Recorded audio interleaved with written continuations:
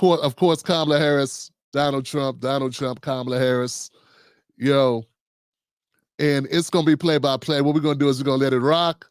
We're going to stop it. We're going to talk about it. We're going to go. And then we're going to just talk about it. We're going to do what the networks don't do. We're not going to cherry pick. We're going to take our time and go through this damn debate. We're going to enjoy ourselves, dressing down the lies, the hypocrisy. We're going to expose all the fakeness. We're going to expose all the bias activity. We're going to tell the damn truth. We're going to keep it 100. The only disclaimer I have for you guys, and I got to tell the truth about myself, right? Wouldn't it be only seem right that if you're going to have people watch the show, you tell them, hey guys, I cannot stand the Democratic Party. Yeah, hey, I'm being open and honest. I am not a Republican, but I cannot stand the Democratic Party. I'm also not a Trump supporter, but I cannot stand the Democratic Party. So that's out there. So if you're in the comment section losing your mind, you can't say, he didn't say anything about it. He didn't tell me. No, I'm telling you. Everybody has their biases. They have their beliefs or whatever, and I'm just letting you know up front. I'm not lying to you. I'm not gonna fake. See, The View should do that. The View should say, for instance, when The View comes on, it should say, Whoopi should say, before we get started, I would like to say, I'm a Democratic shield. I hate Republicans and everything they stand for. Okay? That's how The View should start off. But they don't. They pretend like they are unbiased. They pretend that they're not Democratic hacks. So I'm being open and honest with you. All right. So now that we're clear where we both stand, I did a great show last night based on the people. That's what they say. And I'll take their word for it because the people know what they like and what they don't like. And tonight hopefully will be a repeat of that and be exceptional, and you will enjoy it, and it'll be something worth watching. And let's get going, guys. Let's do this. I wish I had a drum roll, but I don't. But I do have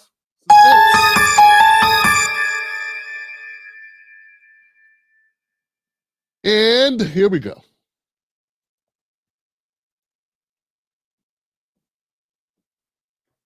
Uh-oh. The podium to the right.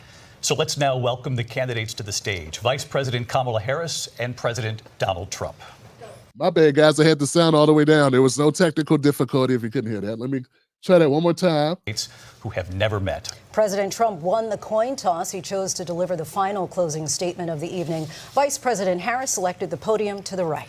So let's now welcome the candidates to the stage. Vice President Kamala Harris and President Donald Trump.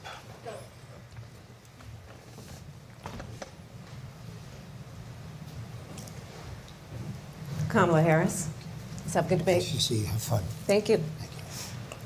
Welcome to you both. It's wonderful to have you. It's an honor to have you both here. Okay, first things first, guys. A lot of people talked about how Kamala approached, Trump and stared him down, and look at the way she walked across the stage and shook his hand. Okay. I don't know, man. I'm not really that impressed. Okay, she walked over and gave him a handshake. For some reason, I don't think Trump was afraid of her.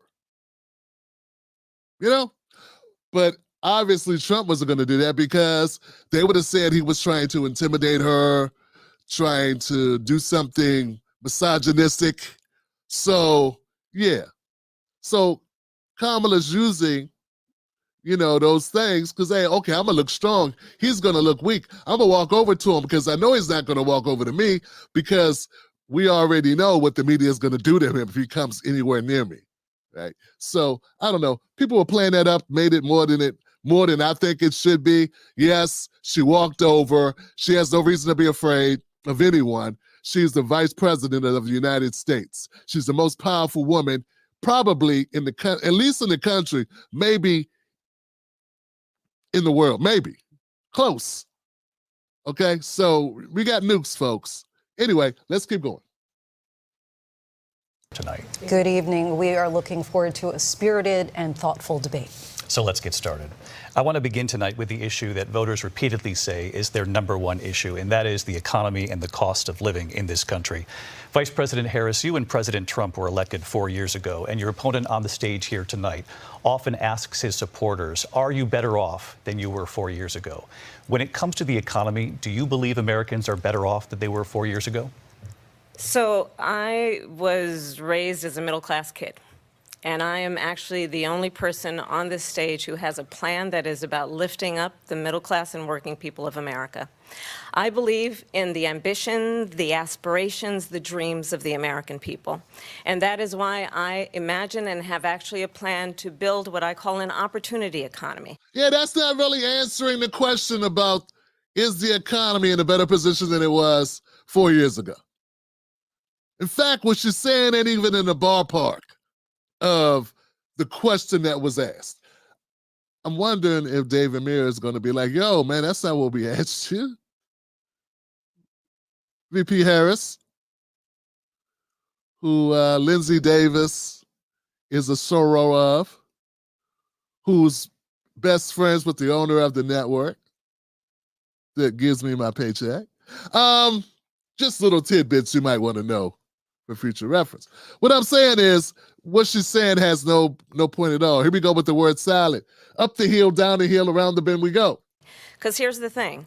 We know that we have a shortage of homes and housing, and the cost of housing is too expensive for far too many people. We know that young families need support to raise their children, and I intend on extending a tax cut for those families of $6,000, which is the largest child tax credit that we have given in a long time, so that those young families can afford to buy a crib, buy a car seat, buy clothes for their children. My passion, one of them, is small businesses. My mother raised my sister and me, but there was a woman who helped raise us. We call her our second mother. She was a small business owner. I love our small businesses. My plan is to give a $50,000. Hold on a second here, Johnson. I'm sorry, guys. I didn't hear this the first time. Maybe I'm picking up stuff. She said she was middle class, but there was somebody else that helped raise her, that was a small business owner. Second mom, she said. Sounds like maybe you had a nanny. Kamala, did you have a nanny? Because if you had a nanny, that's not a second mom. I mean, that's not middle class. That's kind of upper middle class. Yeah, I had a second mom too. It's called the television. It's called my older brother. That was my second mom. I'm just saying, man, this is something I noticed.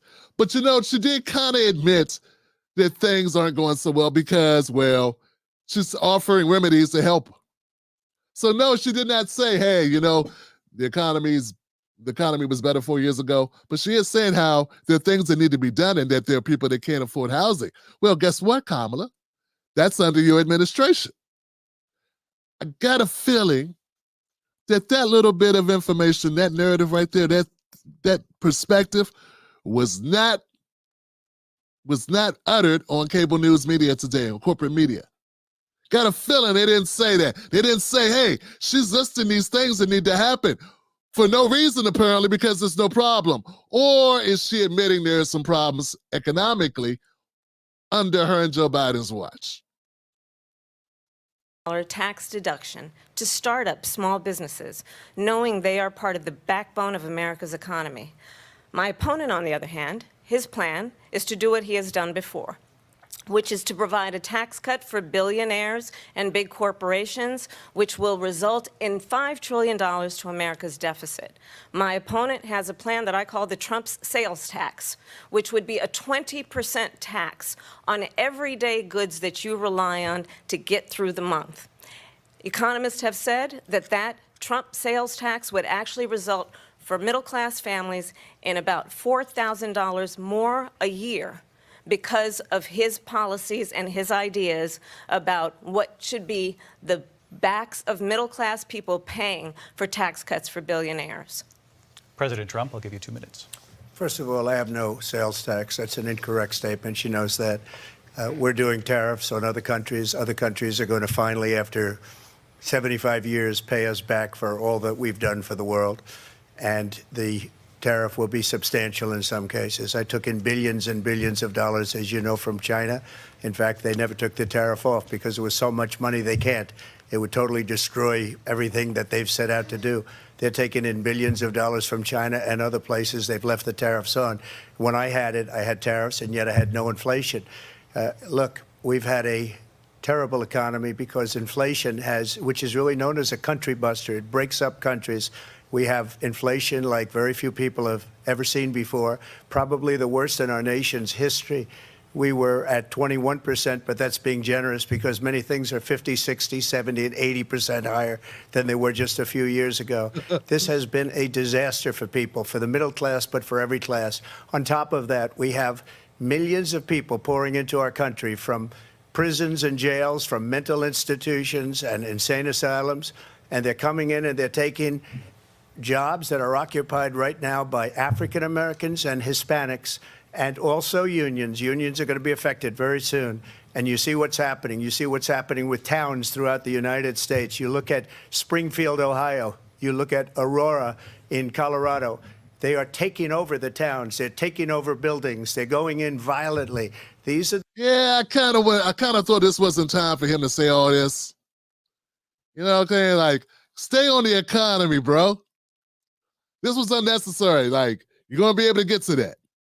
Believe me, it's going to be a long conversation. You'll be able to talk about your immigration, your border, your Venezuelans, your gangs, all that stuff, the fentanyl, the whole thing. I wish Trump would have went back to that because the economy, you got her, man. People are always wanting more money, and people never have enough cushion, ever. So that's what always wins elections.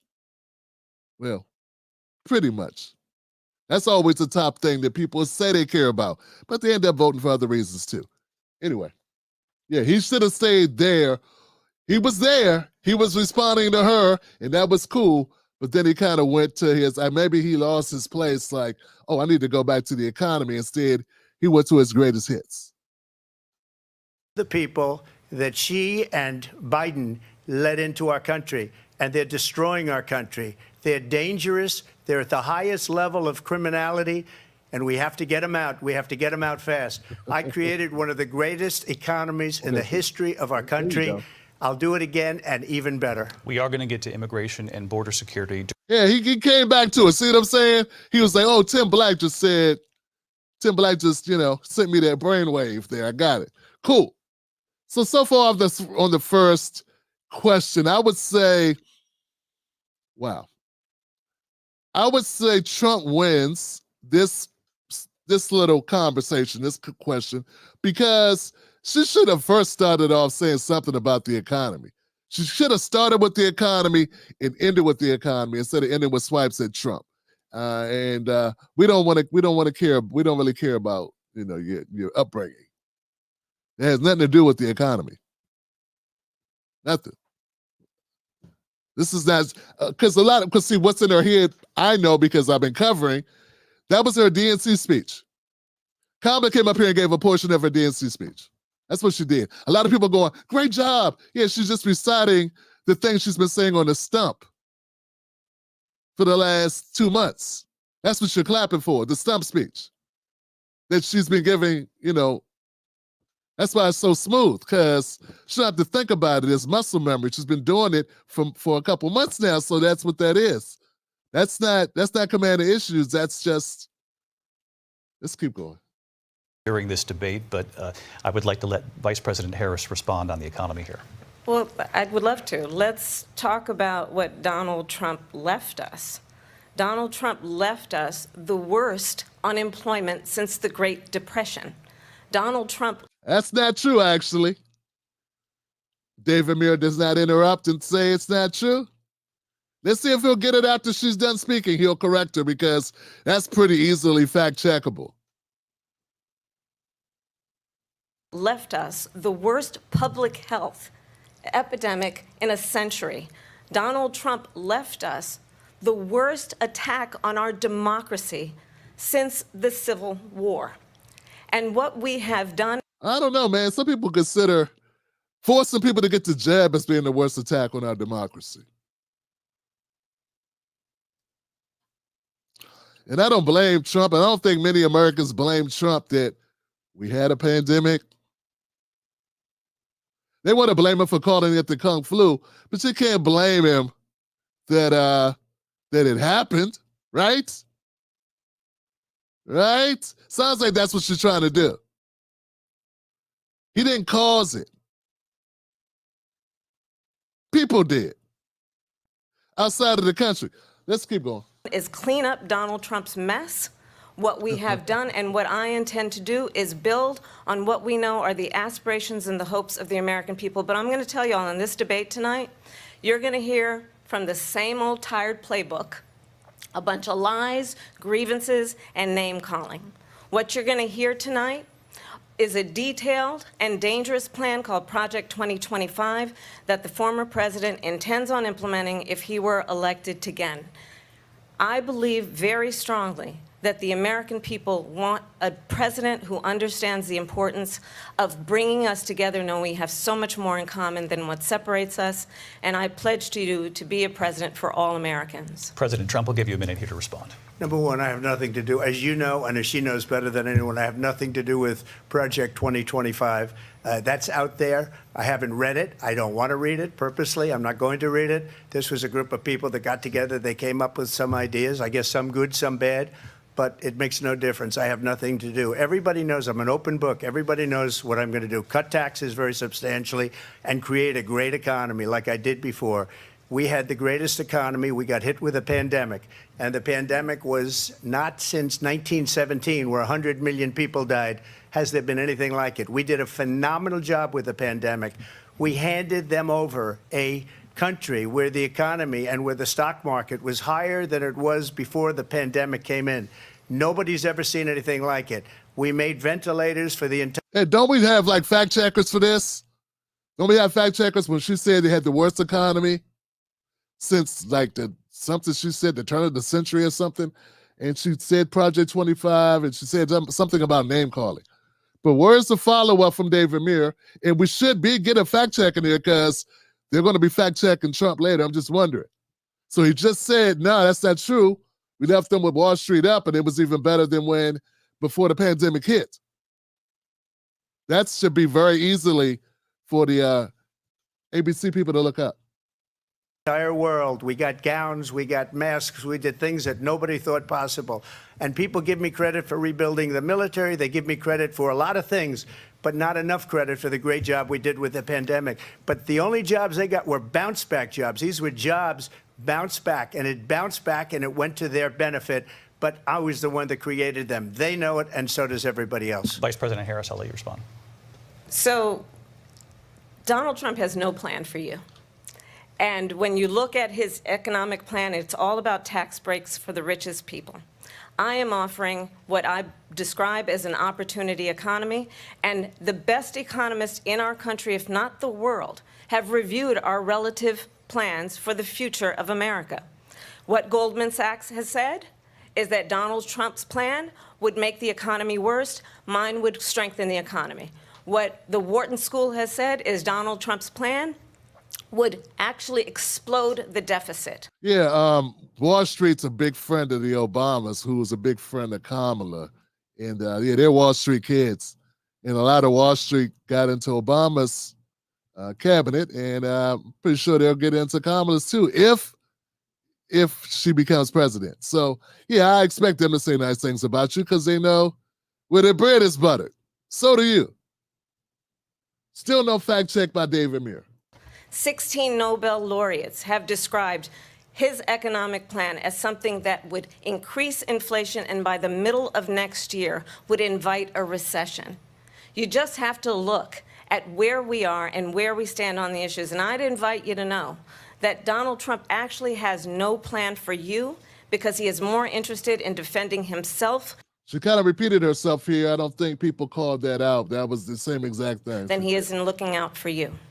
It's just a soundbite. They gave her that to say.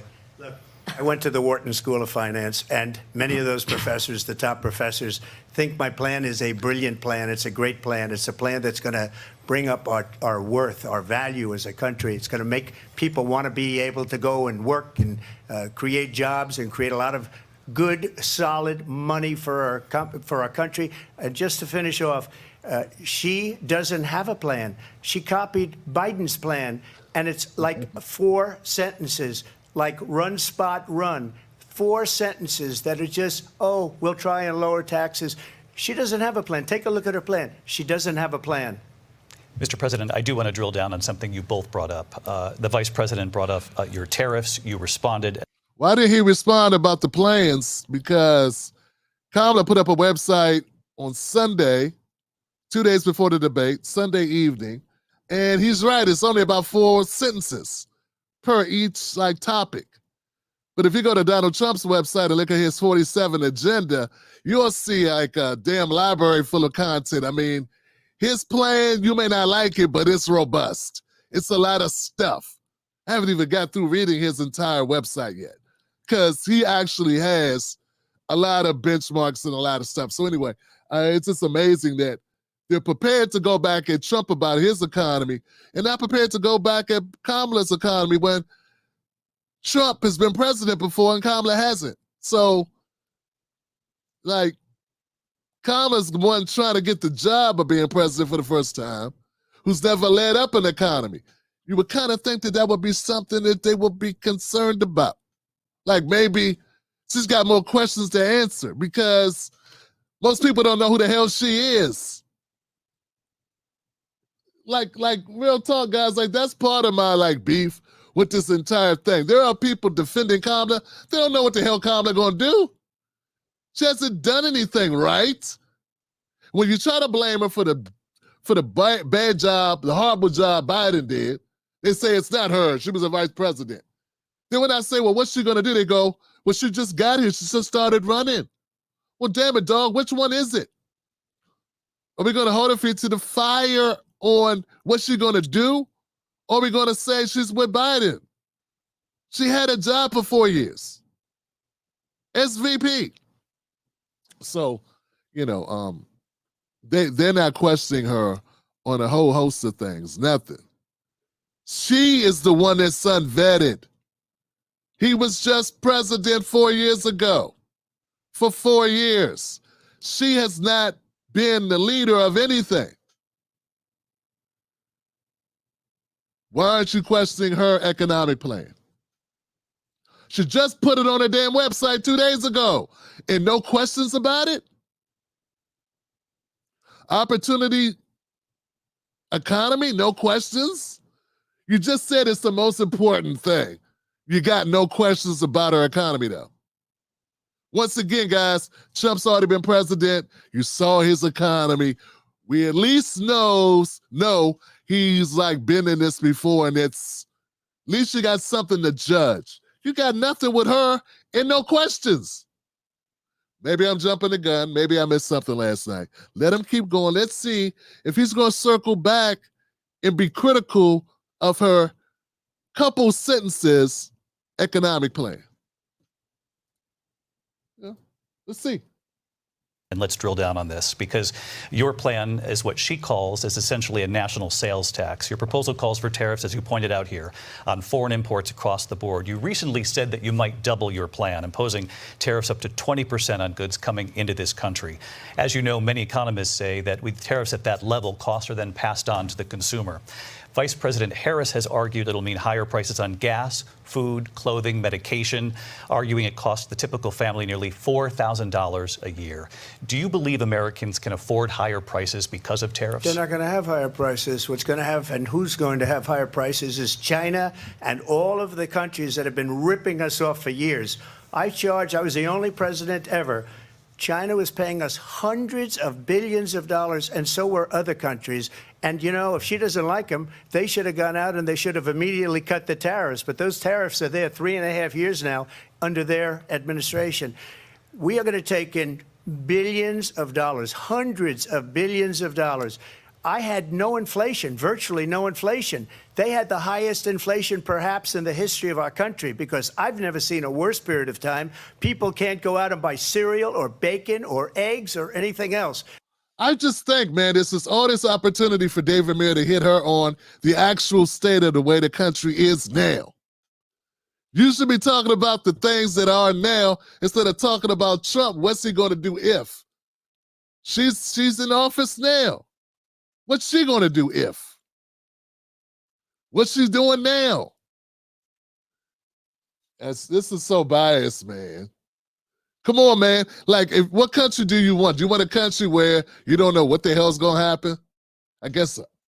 The people of our country are absolutely dying with what they've done. They've destroyed the economy. And all you have to do is look at a poll. The polls say 80 and 85 and even 90% that the Trump economy was great, that their economy was terrible. Vice President Harris, I do want to ask for your response, and you heard what the president said there, because the Biden administration did keep a number of the Trump tariffs in place. So how do you respond? Well, let's be clear that the Trump administration resulted in a trade deficit, one of the highest we've ever seen in the history of America. He invited trade wars. You want to talk about his deal with China? What he ended up doing is, under Donald Trump's presidency, he ended up selling American chips to China to help them improve and modernize their military, basically sold us out, when a policy about China should be in making sure the United States of America wins the competition for the 21st century, which means focusing on the details of what that requires, focusing on relationships with our allies, focusing on investing in American-based technology so that we win the race on AI, on quantum computing, focusing on what we need to do to support America's workforce so that we don't end up having, on the short end of the stick, in terms of workers' rights. But what Donald Trump did, let's talk about this, with COVID, is he actually thanked President Xi for what he did during COVID. Look at his tweet. Thank you, President Xi. I thought she was supposed to be talking about tariffs. Wasn't that the question? That's what the question was. Once again, man, I'm hearing a lot of liberals and a lot of independents, whatever. I don't know what they are doing. Oh, I won't call them independents. A lot of liberals, a lot of progressives saying she did a great job. And it doesn't seem like a great job when you don't even start the answer to the question with what the question was. And it was about tariffs. I mean, I know it's a hard question to answer because you just said the guy was horrible with the tariffs or whatever, but you still kept the tariffs in place, which is what happens a lot, by the way, guys. A lot of this complaining about both sides, right, is futile. Don't make any sense. Because half of the time they complain about policies, they don't even change the policies when they get in office. Yeah, Trump's policies were so bad, Biden kept them. Now you got to run and say how horrible they were, and they're still in place. They still exist to this day.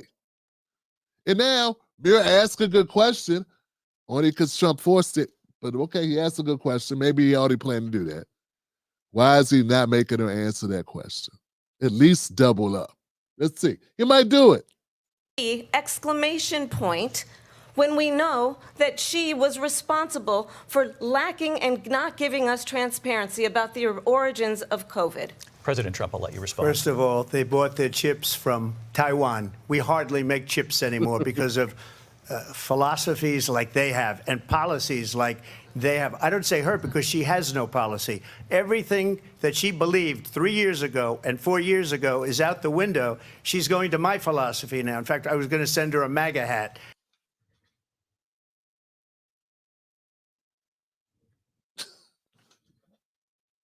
I love that line. Yeah, that stung. Yeah, a lot of people that are pointing out the debate, Kamala, she beat him up. She cooked him. Yeah, they kind of left out the MAGA hat line. That's pretty solid. That's a pretty solid line. I mean, she did steal the insulin. She did steal the canceling the tax on tips. She did steal that. That's 2 steals. Yeah, that's a good one. elected, she'd change it. And point when we know that she was responsible for lacking and not giving us transparency about the origins of COVID. President Trump, I'll let you respond. first of all, they bought their chips from Taiwan. We hardly make chips anymore because of philosophies like they have and policies like they have. I don't say her because she has no policy. Everything that she believed 3 years ago and 4 years ago is out the window. She's going to my philosophy now. In fact, I was going to send her a MAGA hat. She's gone to my philosophy. But if she ever got elected, she'd change it. And it will be the end of our country. She's a Marxist. Everybody knows she's a Marxist. Her father's a Marxist professor in economics, and he taught her well. But when you look at what she's done to our country, and when you look at these millions and millions of people that are pouring into our Yeah, you know, that's not a good look that Kamala's doing. It's like really elitist. It feels, I don't know, man. Feels, I don't know. Like if Trump was like, you know, doing that, be like, they'd write books about it. Frankly, they would write books about it. But she gets to do all these faces and make all these weird, like, I don't know, man, like, you know, juvenile, like all this stuff. And nobody, I mean, I don't know. I didn't watch all of liberal media. I got a feeling they let her pass. But there's a lot going on over on that side of the screen. He's not even facing her. He's looking directly at the camera. He's looking directly at the host. She's looking at him the whole time. I guess that's what her handlers told her to do. They told her, what you want to do is you want to look really aggressive. You want to look at him, stare him down the whole time, make weird faces, look like he's trash, look at him like he's garbage. That's right, girl. Look at him like he's beneath you. We should be able to shine your shoes. That's right, embarrass him. Embarrass him worse than Shannon Sharp when he got a leak footage on Instagram.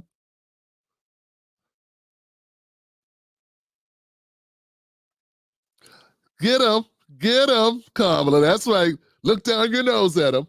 He's scum. He's a peasant. country monthly, where it's, I believe, 21 million people, not the 15 that people say, and I think it's a lot higher than the 21. That's bigger than New York State pouring in. And just look at what they're doing to our country. They're criminals, many of these people. How'd we get here? How'd we get here, Trump? Trump slipped back into the old greatest hits. Get out of there, Trump. Get out. Get out of there. Get out of the dungeon.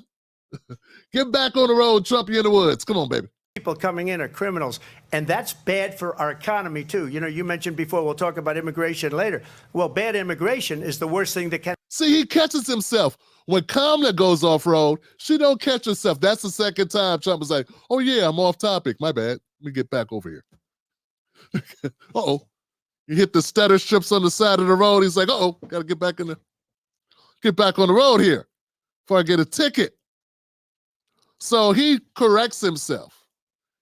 We'll see as night goes on. Kamala does not correct herself. She stays hitting trees and squirrels and ran a fisherman into the lake. He was on the bank. She almost killed him. Let's go. Happened to our economy.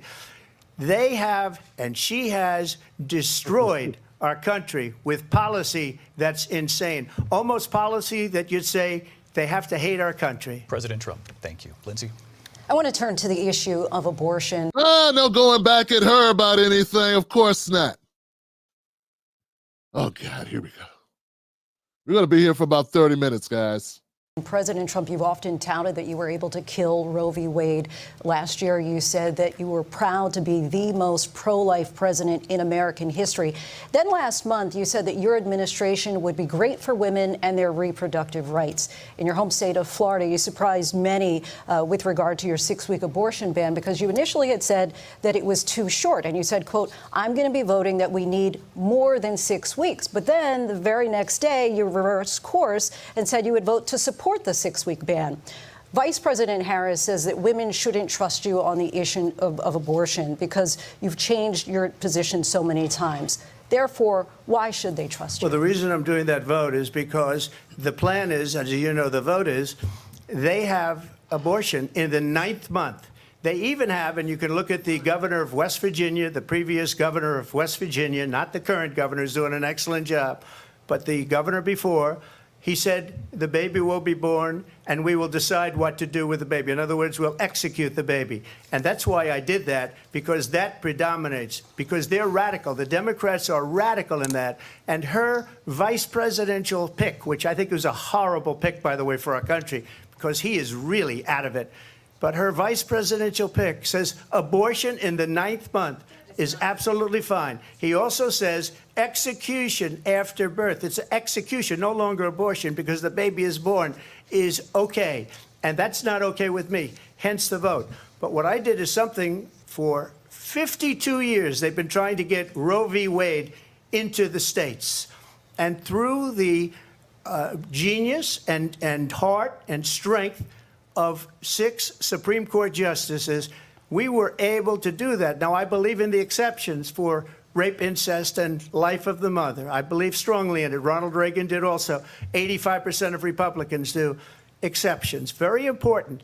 But we were able to get it, and now states are voting on it. And for the first time, you're going to see, look, this is an issue that's torn our country apart for 52 years. Every legal scholar, every Democrat, every Republican, liberal, conservative, they all wanted this issue to be brought back to the states where the people could vote. And that's what happened. Now, Ohio, the vote was somewhat liberal. Kansas, the vote was somewhat liberal, much more liberal than people would have thought. But each individual state is voting. It's the vote of the people now. It's not tied up in the federal government. I did a great service in doing it. It took courage to do it. And the Supreme Court had great courage in doing it. And I give tremendous credit to those 6 justices. There is no state in this country where it is legal to kill a baby after it's born. Madam Vice President, I want to get your response to President Trump. Well, as I said, you're going to hear a bunch of lies, and that's not actually a surprising fact. Let's understand how we got here. But there are states that don't have any limits on the term, right? Right? So if you have no limits, if a baby can survive 6 months out of the womb, right? Like 6, and look, I'm not an expert on this. I'm not claiming to be. I'm just asking questions. If a baby can survive at up around 6 months, that's preemie, right? See where it goes with this? Because there are states that don't say this, like it's beyond 5 months. Like, you got to go before 5 months. There's states that don't have it. Literally, there are states that don't have any limit on how long you can wait before you have one. So that's true. I don't know about 9 months, though. That's almost old enough to drive a car. I think you get a CDL license in 9 months. Hey, Brian. Hey, Bruce Newsom, can't you buy liquor? You can almost buy a bottle of beer at 9 months. I don't know. Let's keep going. Donald Trump hand-selected 3 members of the United States Supreme Court with the intention that they would undo the protections of Roe v. Wade. And they did exactly as he intended. And now in over 20 states, there are... Wouldn't it be nice if Democrats were willing to play the long game to get anything done for the people? I mean, that's what his base wanted. They wanted the states to be able to decide what the terms would be as far as reproductive rights. They wanted it not to be handled by Washington. Now, what are things that Democrats want done? And why is it that, I don't know, Democratic presidents didn't do the work so that you could control the Supreme Court and then get some stuff done that Democrats want done? Like that gun reform you keep talking about all the damn time. But see, that's the thing. Trump, whether you agree with it or not, he did what his people wanted him to do. Democrats don't give a shit what their people want them to do. They do what their donors and the lobbyists and the billionaires want them to do. That's the difference. That's the difference. And Trump is not a Republican because Republicans do what donors and the lobbyists want them to do as well. So that's the same. That's why they call it a uniparty.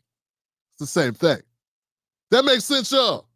Am I in a ballpark? You get where I'm going with this? Yeah, we're on the same page here.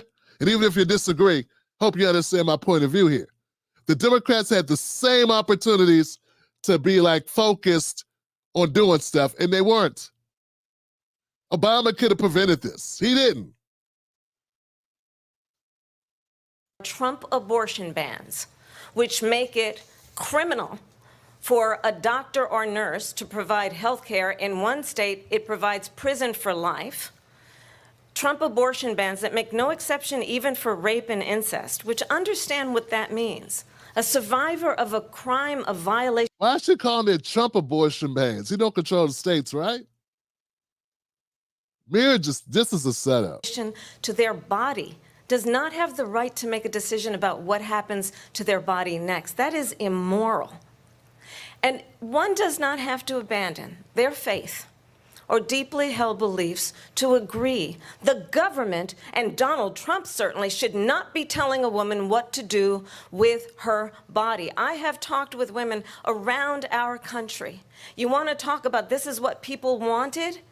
Pregnant women who want to carry a pregnancy to term, suffering from a miscarriage, being denied care in an emergency room because the healthcare providers are afraid they might go to jail, and she's bleeding out in a car in the parking lot. She didn't want that. Her husband didn't want that. Grandstanding, goddamn.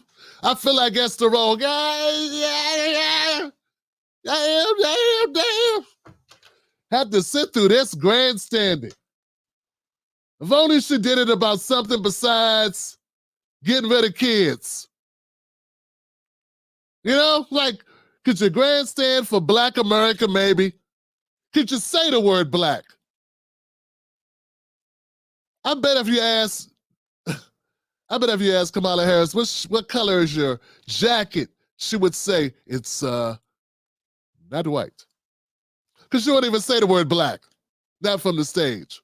Not till she's on Instagram or a video, wants to get some collard greens or pick up some music at the Waxy Maxis. There's no more Waxy Maxis, Tim. Or some record store that she could find.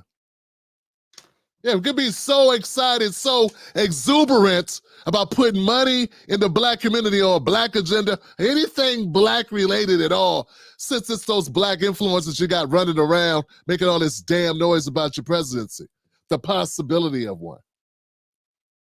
But no passion at all for Black America at all, none. No passion at all about helping us, get out of being on the bottom. None. But passion for grandstanding. Trump didn't make the states do anything. And I'm sorry, guys, me being a happy grandfather, yeah, I'm glad I got my grandkids, okay? I'm glad they're here. So, yeah. Full custody, by the way. So don't ask me where I stand on this issue. You should kind of know. A 12 or 13-year-old survivor of incest being forced to carry a pregnancy to term? They don't want that.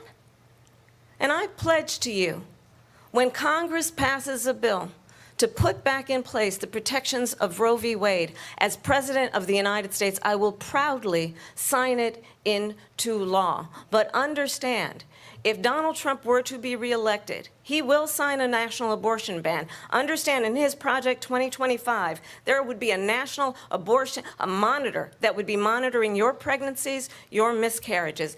I think the American people believe that certain freedoms, in particular the freedom to make decisions about one's own body, should not be made by the government. Thank you, Vice President Harris. Well, there she goes again. It's a lie. I'm not signing a ban, and there's no reason to sign a ban, because we've gotten what everybody wanted. Democrats, Republicans, and everybody else, and every legal scholar wanted it to be brought back into the states, and the states are voting.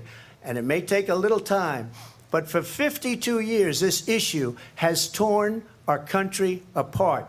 and they've wanted it back in the states. And I did something that nobody thought was possible. The states are now voting. What she says is an absolute lie.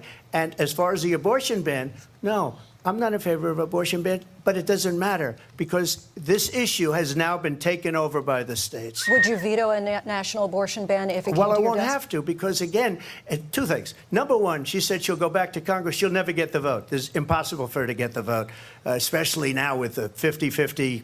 And she knows that she's a liar. She's just up there like, what? You can't say I won't be able to do it. How dare he look at that? Look, see, the whole time she's looking at him, glaring at him the entire night. And it's amazing. People are like, oh, she's bullying the bully. Yeah. That's what that is, huh? When Trump did stuff like that, if he did stuff like that, we never hear the end of it. Kamala does it and you applaud. Hypocritical, maybe, just a bit. And essentially 50-50 in both Senate and the House. She's not going to get the vote. She can't get the vote. She won't even come close to it. So it's just talk. You know what it reminds me of? When they said they're going to get student loans terminated, and it ended up being a total catastrophe.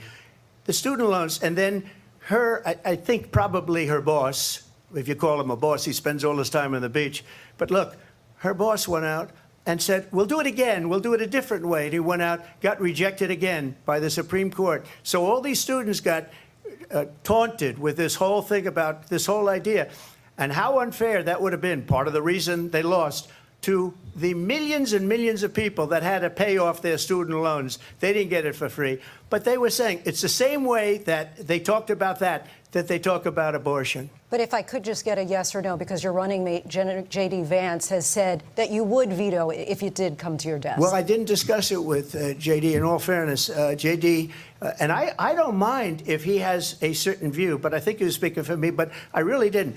Look, we don't have to discuss it because she'd never be able to get it, just like she couldn't get student loans. They couldn't get student loans. They didn't even come close to getting student loans. They taunted young people and a lot of other people that had. And this is not good for Trump because he's like, yeah, man, you're chasing rabbits, man. Can't chase the rabbits. You know, he's got to kind of let, like, you got to survive the abortion stuff. You cannot chase the rabbit down. Now you're talking about everything. Talking about student loans, man. This is not good when you do this. This is not good. You get emotional, and you're going down the rabbit hole, brother. It's not good. And she's got to be loving it. She's like, yeah, this made me feel good. Nah, not so good. That would be a good time to hit like, though, guys, because I will forget later if I don't. Check my board over here. That would be a good time to hit like if you like the content, you like the show. And, yeah, support this show, guys. Hit like. Let the algorithm know that we're giving up the goods. Nah, there's criticism that can be made for both sides of this thing. Not both sides, because it's not sides, but for these two candidates. This is not Trump's best performance. This part I do not like. Also feel like this was all a setup. I mean, how could you not? You have to broach the issue, but I feel like abortion should be just as important as economy. I mean, not everyone is of childbearing age that they're that upset, and not everyone lives in a state that is that, that restrictive. So, but everybody has money issues. Everybody has to be able to pay the rent or pay the mortgage, take care of the kids or pay for the house or whatever you got to do, right? So it seems like they would have took more time on that, but see, this is a good winner for Kamala. So they're spending more time here. And that's sort of the way that they ran this entire thing, which is pretty obvious what ABC did here. But yeah, hit like for me, guys, before we keep going. Loans. They can never get this approved. So it doesn't matter what she says about going to Congress. Well, wonderful. Let's go to Congress, do it. But the fact is that for years they wanted to get it out of Congress and out of the federal government. And we did something that everybody said couldn't be done. And now you have a vote of the people on abortion. Vice President Harris, I want to give you your time to respond, but I do want to ask, would you support any restrictions on a woman's right to an abortion? I absolutely support reinstating the protections of Roe v. Wade. And as you rightly mentioned, nowhere in America is a woman carrying a pregnancy to term and asking for an abortion. That is not happening. It's insulting to the women of America. And understand what has been happening under Donald Trump's abortion bans. Couples who pray. Trump is still not even looking at her. And this is how long, guys, have we been here? Yeah, they're letting this go on and on, aren't they? Yeah. Of course, a lot of the liberals that I saw online today, they didn't care. Yeah, they're like, yeah, go. They don't care. We'll see if they make up for it by giving Trump additional time to talk about Kamala, and keep going back at it. Let's see. Pray and dream of having a family are being denied IVF treatments. What is happening in our country? Working people, working women who are working 1 or 2 jobs, who can barely afford childcare as it is, have to travel to another state to get on a plane sitting next to strangers to go and get the health care she needs. Barely can afford to do it, and what you are putting her through is unconscionable. And the people of America have not, the majority of Americans believe in a woman's right to make decisions about her own body, and that is why in every state where this issue has been on the ballot, in red and blue states both, the people of America have voted for freedom. Vice President Harris, Excuse me, I thank have you. to respond. Another lie. It's another lie. I have been a leader on IVF, which is fertilization. The IVF, I have been a leader. In fact, when they got a very negative decision on IVF from the Alabama courts, I saw the people of Alabama and the legislature 2 days later voted it in. I've been a leader on it. They know that, and everybody else knows it. I have been a leader on fertilization, IVF. And the other thing, you should ask, will she allow abortion in the 8th month, 9th month, 7th month? Come on. Okay, would you do that? Why don't you ask her that question? Why don't you answer That's the problem. question? Would you because veto? under Roe v. Answer Wade, the question. And they won't answer that question because that may make her look bad to some women who don't agree with it. Because you start getting into some of the older women who may have a different opinion about how far this should go. So they don't want to ask her anything that's not going to benefit her side of the argument. You could do abortions in the 7th month, the 8th month, the 9th That's month, not true. and probably after birth. Just look at the governor, former governor of Virginia. The governor of Virginia said, we put the baby aside and then we determine what we want to do with the baby. President Trump, thank you. We're going to turn now to immigration and border security. We know it's an issue that's important to Republicans, Democrats, voters across the board in this country. Vice President Harris, you were tasked by President Biden with getting to the root causes of migration from Central America. We know that illegal border crossings reached a record high in the Biden administration. This past June, President Biden imposed tough new asylum restrictions. We know the numbers since then have dropped significantly. But my question to you tonight is, why did the administration wait until 6 months before the election to act? And would you have done anything differently from President Biden on this? So I'm the only person on this stage who has prosecuted transnational criminal organizations for the trafficking of guns, drugs, and human beings. And let me say that the United States Congress, including some of the most conservative members of the United States Senate, came up with a border security bill which I supported. And that bill would have put 1,500 more border agents on the border to help those folks who are working there right now overtime trying to do their job. It would have allowed us to stem the flow of fentanyl coming into the United States. I know there are so many families watching tonight who have been personally affected by the surge of fentanyl in our country. That bill would have put more resources to allow us to prosecute transnational criminal organizations for trafficking in guns, drugs, and human beings. But you know what happened to that bill? Donald Trump got on the phone, called up some folks in Congress, and said, kill the bill. And you know why? Because he'd prefer to run on a problem instead of fixing a problem.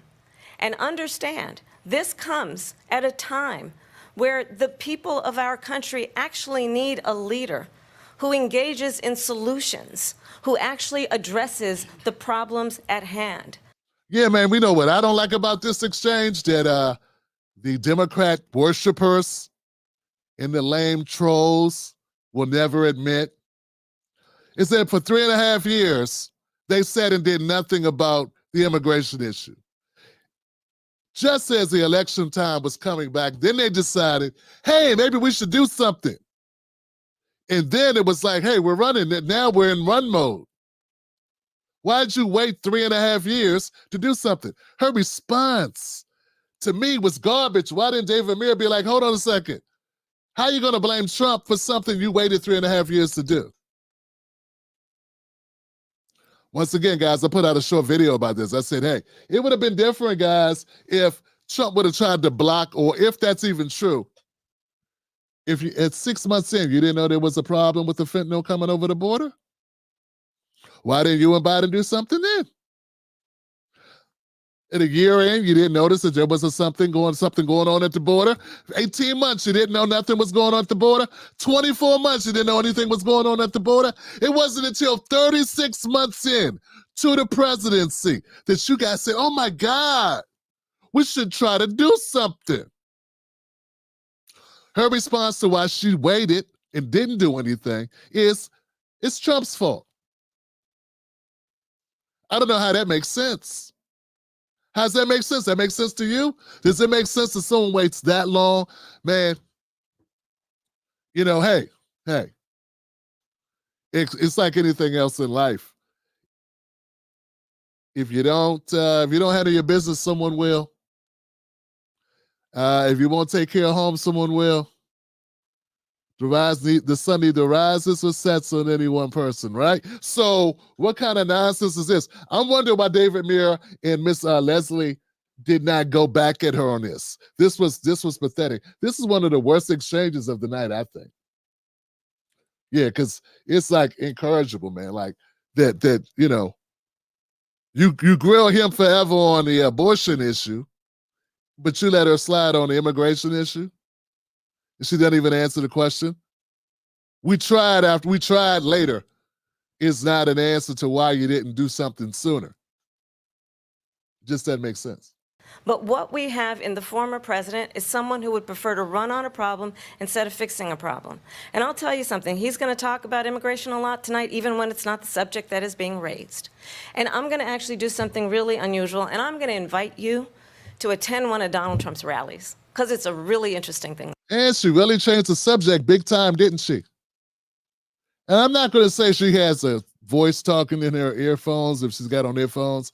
They say the company that was going to make those earrings that you can hear that are actually earbuds, they say that company never got off the ground and that it wasn't able to put out those actual earphones. So that's why I haven't brought that up if anybody's in the comment section wondering. But my thing is this, guys, she is definitely doing a bunch of talking points. That's what she's doing. And yeah. She changes the subject. David Muir don't have a problem with it. Leslie doesn't have a problem with it. Her sorority sister has no problem with it. Watch. You will see during the course of his rallies, he talks about fictional characters like Hannibal Lecter. What's that got to do with the immigration thing? How can people say she did great? We were talking about immigration. She blamed Donald Trump for why it was 3.5 years before they tried to do anything about the border. Somehow, that's Trump's fault. Now she's shaming Trump, and now she's talking about his rallies. No one's, I don't know, man. Maybe you saw some stuff I didn't see. Why didn't anyone call her out for that? That's not what the question was. That's not what the topic was. Trump didn't change the conversation from abortion to auto racing. Trump does speeches where he talks off script. Kamala can't even do a speech, see a person in the audience falling out without, it can't even talk about that on the spot. She has to go, oh, I'm sorry, guys. I'm going off script here. Are you okay, ma'am? Trump just talks. He just brings up movies and music and different things because he's a good public speaker. Kamala is not. She's a good reader. She reads the teleprompter because the people put the words in the teleprompter. That's what she's been doing when she was going over training for this moment. reading teleprompters, reading and reciting lines like an actor would. And that's not exactly the same thing that Trump does. So all I'm saying is, can we get a little bit of fairness in the coverage? Now, we know we're not going to get any fairness out of ABC. I mean, they're a bunch of hacks. They're a bunch of hacks. They suck. But the media that's covering it shouldn't suck as much. They should be willing to be honest.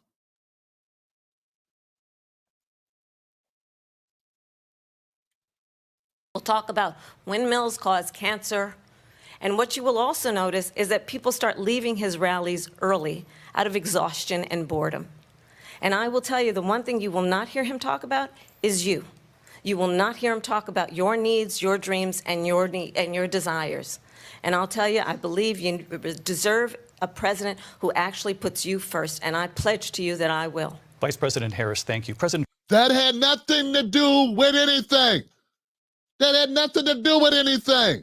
She went on a stump speech, and you let her do it.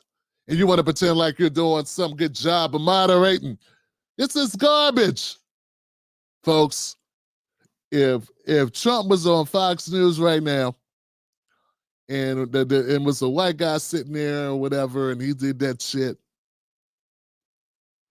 we never hear the end of it. Never hear the end of it.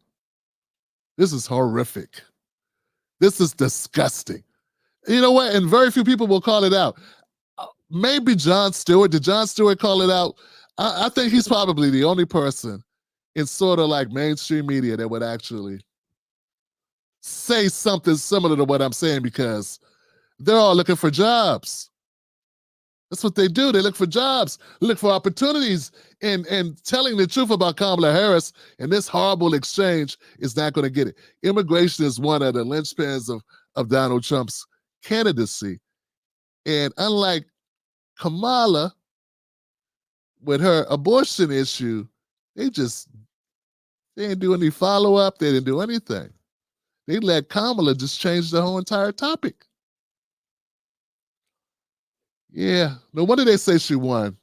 That's why they were saying she won, because they were going to say that anyway. I told you, unless Kamala comes out, has a bad case of the bowels, has an accident, slips and falls in it, crawls around on the ground and lays out in the fetal position and calls for mommy, unless she does that, they're going to say she won, because that's what they're paid to do. They're paid to say that she won. Unfortunately, this is not a boxing match where someone falls out. But the only way Trump could win in liberal media is to get a knockout where literally she can't get up after the count. You know, because if you got to go to the scorecards, he's going to lose 99.9% of the time in liberal cable news media. So that's that. She could have not shown up, and they still would have gave her the debate, because they would have blamed Trump for her not showing up. Let's keep going, Johnson. I tell you. Trump, on that point, I want to get your response. Well, I would like to respond. Let me just ask, though, why did you try to kill that bill, and successfully so, that would have put thousands of additional agents and officers on the border? First, let me respond as to the Please. rallies. She said, No, don't respond to the rallies. No. What that is, Trump, this is ego. No one cares, Trump. Stay on the immigration. Don't respond to the rallies. Don't do it. Damn it, Johnson. that people start leaving. People don't go to her rallies. There's no reason to go. And the people that do go, she's bussing them in and paying them to be there, and then showing them in a different light. So she can't talk about that. People don't leave my rallies. We have the biggest rallies, the most incredible rallies in the history of politics. People go to his rallies even though they got shot going. Case closed, face closed. Could have said that one line and got in and got out. If your pride made you want to talk, could have said, hey, going to my rallies could be risky. I don't know if you noticed or not, but they still come to my rallies. For a reason. Anyway, back to this immigration thing. And this went back, man. But Trump let her get to him. He should not have done that. That's because people want to take their country back. Our country is being lost. We're a failing nation. And it happened 3.5 years ago.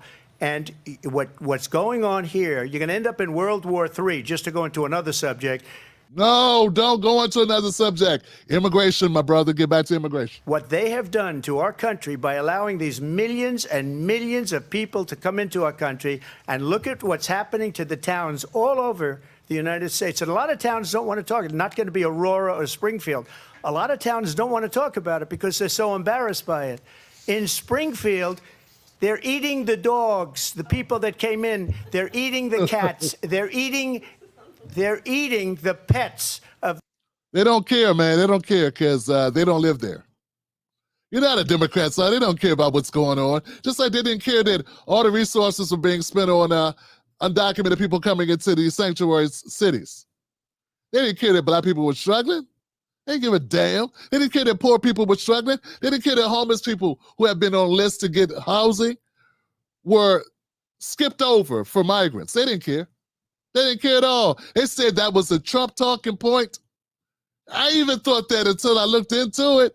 And that's when I finally said, you know what, screw being on this side of, because these people lie. These people don't care about working people. When I found out what was really going on in Philly, Chicago, New York, all these places, I said, you know what?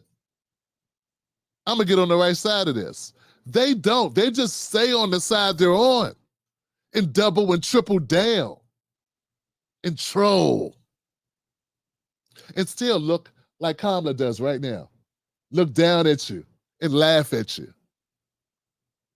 Those people in those communities where the Venezuelans are taking over, the gangs are there, that are there, they're not smiling like Kamala. I wonder if Kamala was smiling when they dumped off those new people, those new arrivals on her line. Got a feeling her and Doug weren't smiling too much. Got a feeling Mr. Emhoff was like, hey, the hell they doing on my lawn, Johnson? Get the heat, baby, get the heat. The people that live there. And this is what's happening in our country, and it's a shame. As far as rallies are concerned, as far as the reason they go is they like what I say. Now, people pointed this out. I know they did because they have to. This is gold for them. This is probably what they kept replaying today. Not when she wouldn't explain her economic policies. Not when she wouldn't answer, is America in a better place now than it was 4 years ago? They wouldn't replay that, but this, they will replay this like 100 times.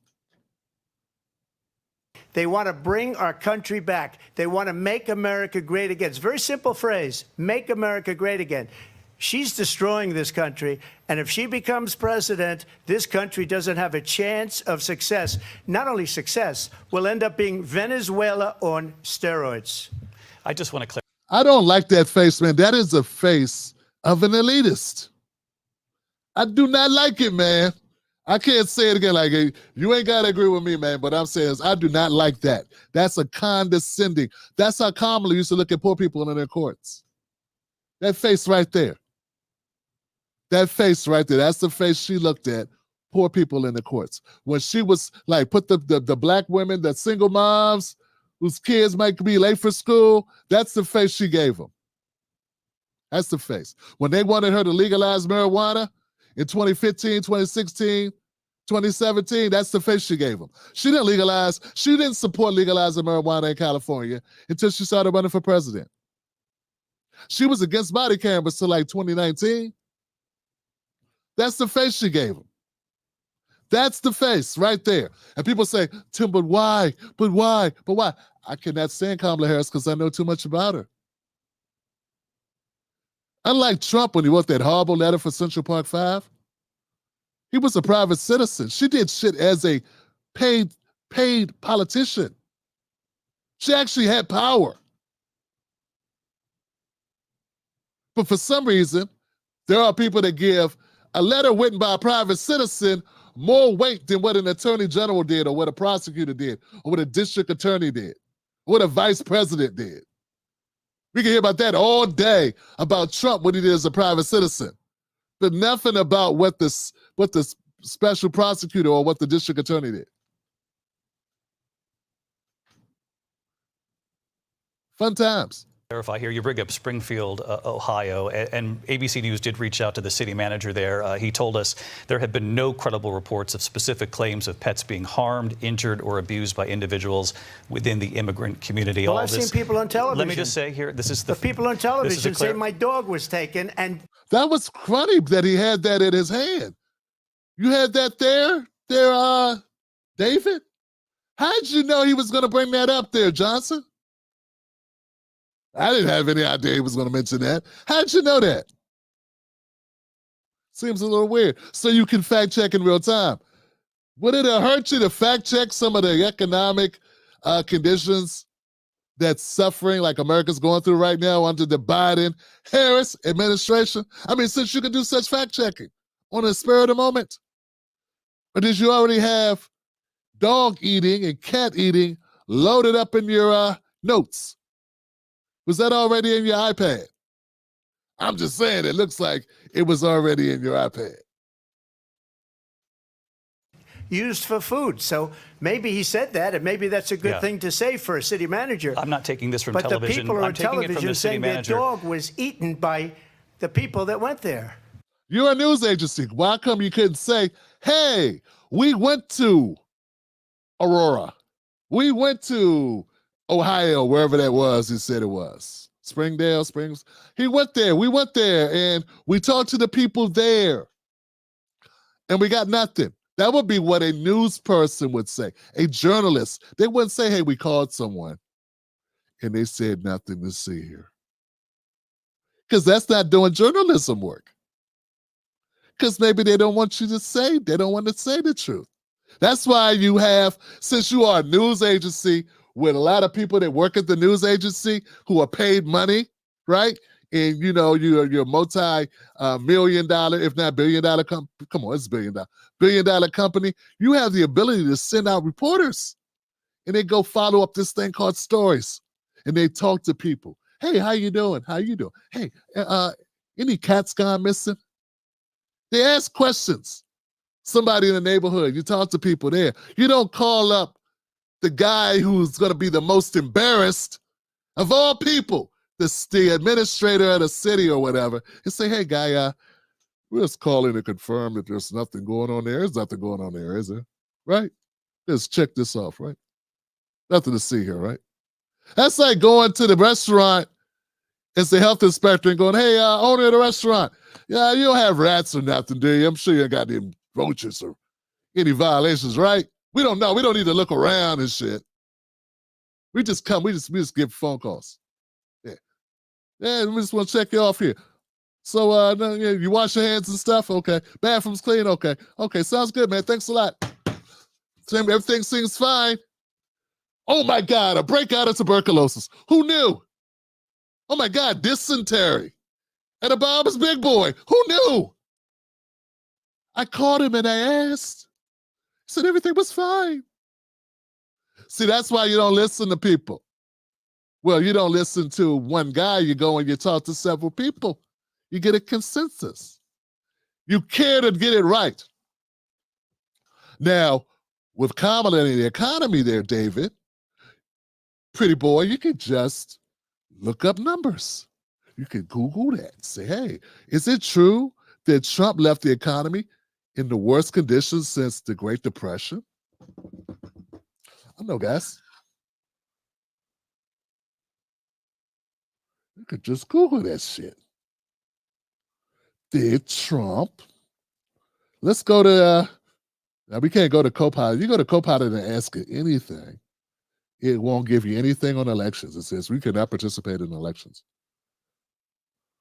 Did Trump leave the economy in the worst condition since, I'm sorry, guys, I'm just doing David Muir's job, condition since the Great Depression?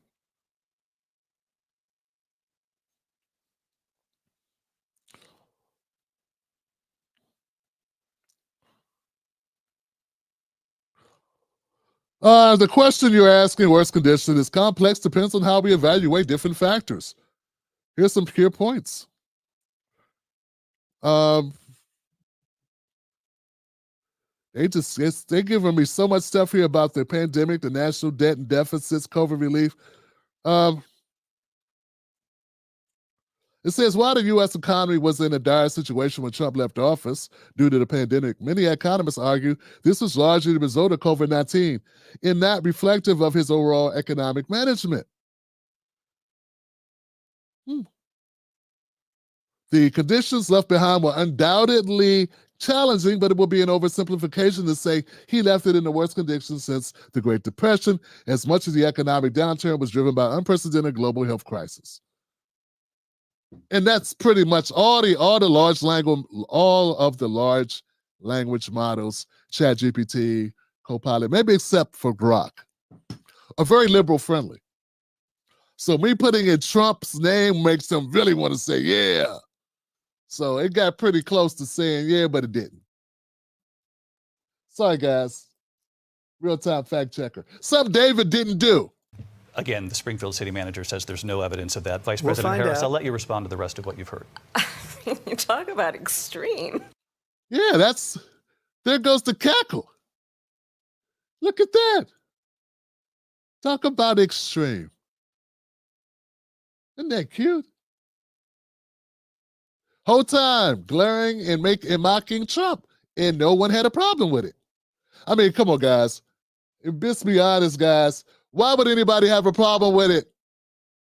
Like, guy, there was an assassination attempt, and they didn't say shit. No one's even brought it up. Imagine if Kamala came in here to this debate, and she had an assassination attempt on her life, where someone was killed and two other people were mortally injured.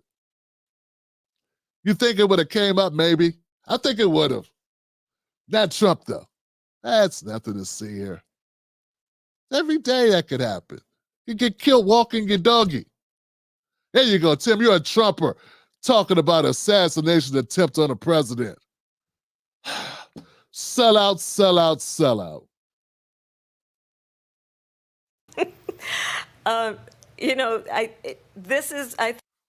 Yeah, we maybe you should have focused on what lies you're going to tell next instead of laughing and mocking because you didn't have anything to say. It sounds like you're trying to buy time there, sister. I think one of the reasons why in this election, I actually have the endorsement of 200 Republicans who have formerly worked with President Bush, Mitt Romney, and John McCain, including the endorsement of... Yeah, we don't like any of those people. Yeah, there are people that say, Tim Black, man, why do you not like Kamala? Because people that like her, I don't like them either. I don't like anybody she just named. I thought you were a person that wasn't on the right. Why are you liking that those people like her? Why do they like her? You know what y'all do with Trump? David Duke endorsed Trump. And you go, see, I knew he was the Klan. Bush, Romney, and McCain. How did McCain endorse you? He's deceased. Oh, people that know him? Huh? Folks, this is excrement. Like, real talk. This is some beer. Boy. Of former Vice President Dick Cheney and Congress member Liz Cheney. Oh, and yeah. if That is nothing. That is nothing to be bragging about. She's so out of touch. She thinks that's a win. These people are grossly unlikable, grossly unliked around the country. Like, you could go bump into 100 people on the street and be like, and ask them, do you like Dick Cheney and Liz Cheney? And I bet only about 3 of those people would, well, first of all, only about 20 will know who they are, depending on their demographic, the age. But I think you'd be having a hard time to find people that actually said, yeah, they liked them. And she's bragging about it. So she took an opportunity, guys, where Trump did not good. Trump did not do good in this exchange at all. He went down the rabbit hole. He started talking about stuff. He should not have done that shit. He did it. He shouldn't have done it, but he did it, okay? She did not capitalize because she didn't have anything locked and loaded. Instead, she did this. This was an unforced error. You reminded people that you're a hack. You reminded people that you don't really have any real points of view. You reminded people that you're a big-ass flip-flopper. Because why would those people like you? Why would conservatives like you more than Trump? And this is something I've been trying to tell people, and I've been saying, like, dog, Trump is not a Republican. You may not like him, but he's not a Republican. Republicans are corporate animals. And I'm talking about the politicians. By and large, Republican politicians are very corporate, just like corporate Democrats. They're simpatico, as Biden would say. The uniparty, folks. That's all I'm saying. It's the uniparty, and that's not good. I think we need people that are going to shake up the system. Our system sucks. And she's trying to make you think she'd be a good president because the people you detest like her. Now, they're supposed to hate you. I want them to not like you because you're going to go in there and, do the bidding of us. That's the way this is supposed to work. Anyway, let's keep going here. If you want to really know the inside track on who the former president is, if he didn't make it clear already. She spent a lot of time attacking Trump. One thing is very evident here. One thing is very clear, guys, and I think it's, a lot of people talked about how great Kamala was doing. This is the clearest indication she ain't doing so well because she's going on a lot of the attacks. See, people that do the most of the attacks are the people that got the most to make up. Yeah, it's getting a little late in the game. Got to start throwing some haymakers. Yeah, maybe the surge of Tim Walz dancing in the street ain't exactly paying off long term. Maybe it's starting to cool down a little bit. Maybe the sizzle of Beyonce's freedom. Maybe Oprah, doing your rally. Maybe Oprah's freedom. Maybe that's not working. Maybe it's cooling off and people are not doing, hey, well, maybe everybody didn't watch that damn DNC convention like you thought they would.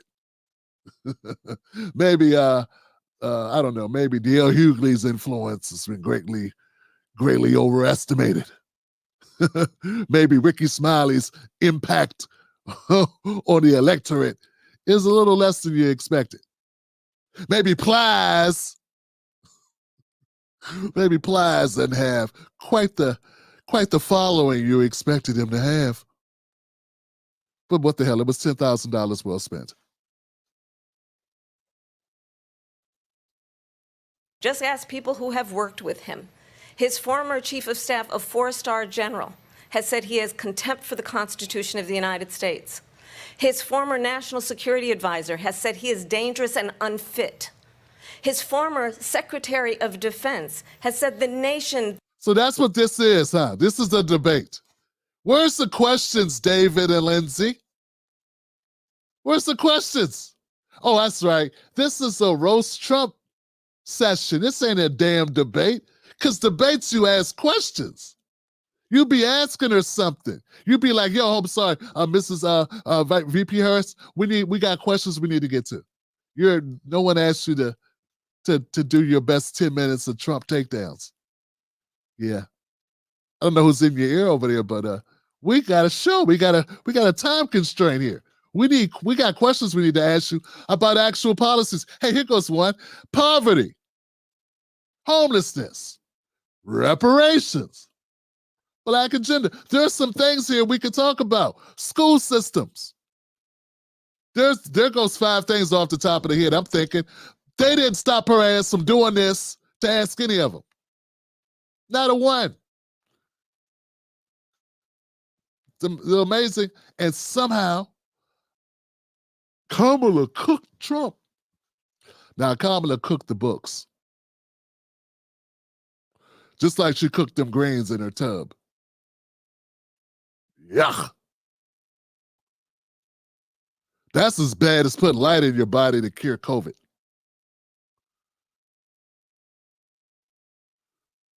You know what goes in tubs? Dirty booties. Not disgusting at all, huh? Okay. Let's keep going, guys. Let's keep going. The Republic would never survive another Trump term. Yeah, but we just survived the last one.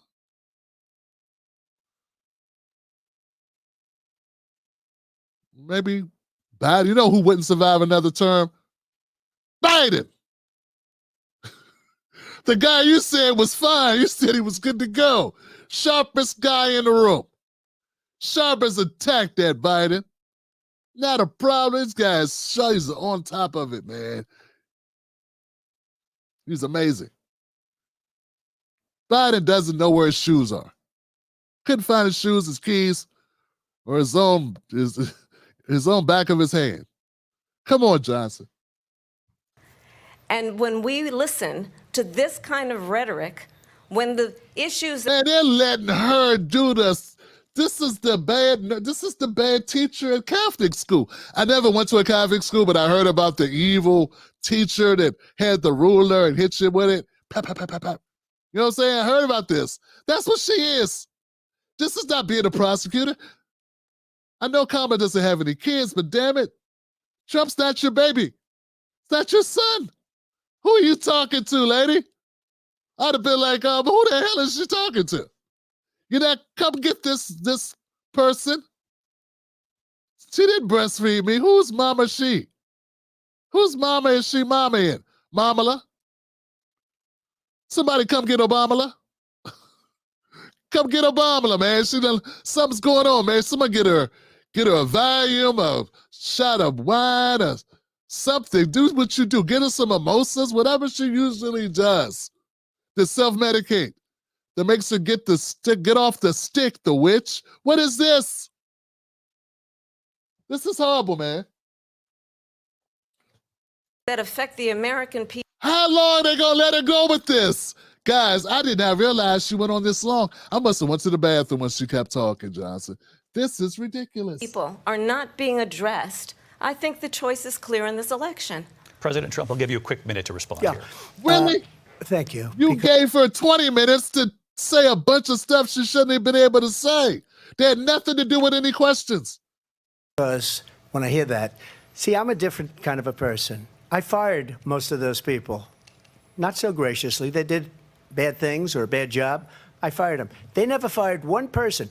They didn't fire anybody having to do with Afghanistan and the Taliban and the 13 people who's were just killed, viciously and violently killed. And I got to know the parents and Look at her face. Does that seem like a person that cared about those people at all? It doesn't look like she's very concerned. And I'm surprised, man. This is great material. No one, see, this is why I'm upset, guys. You see Kamala's face? There are no late night comedians who have the guts to make fun of that. How could you not roast that shit?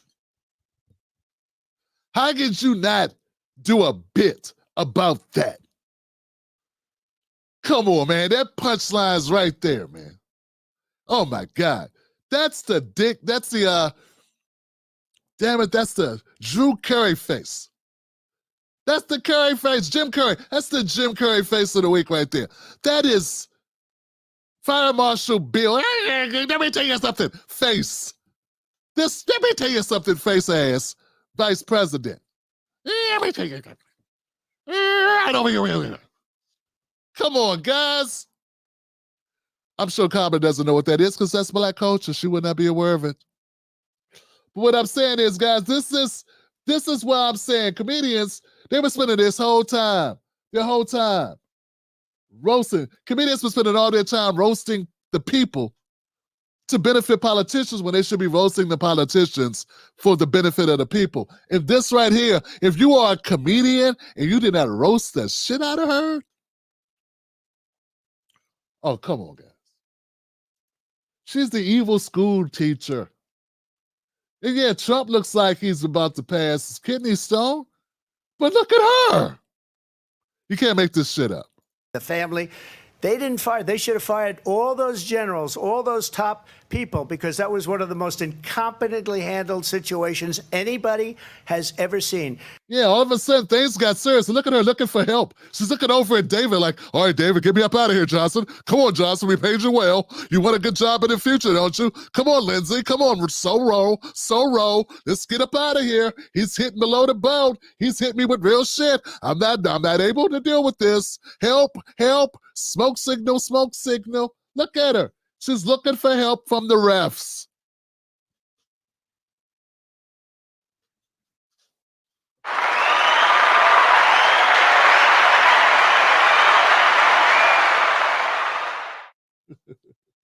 She's looking for help. She's bleeding out, Johnson. Cut me, Mickey, cut me.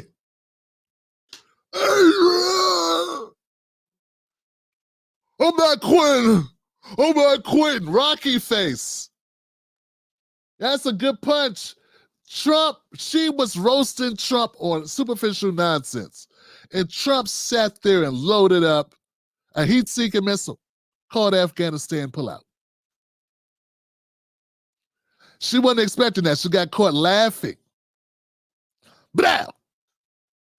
That should be the debate. American soldiers died.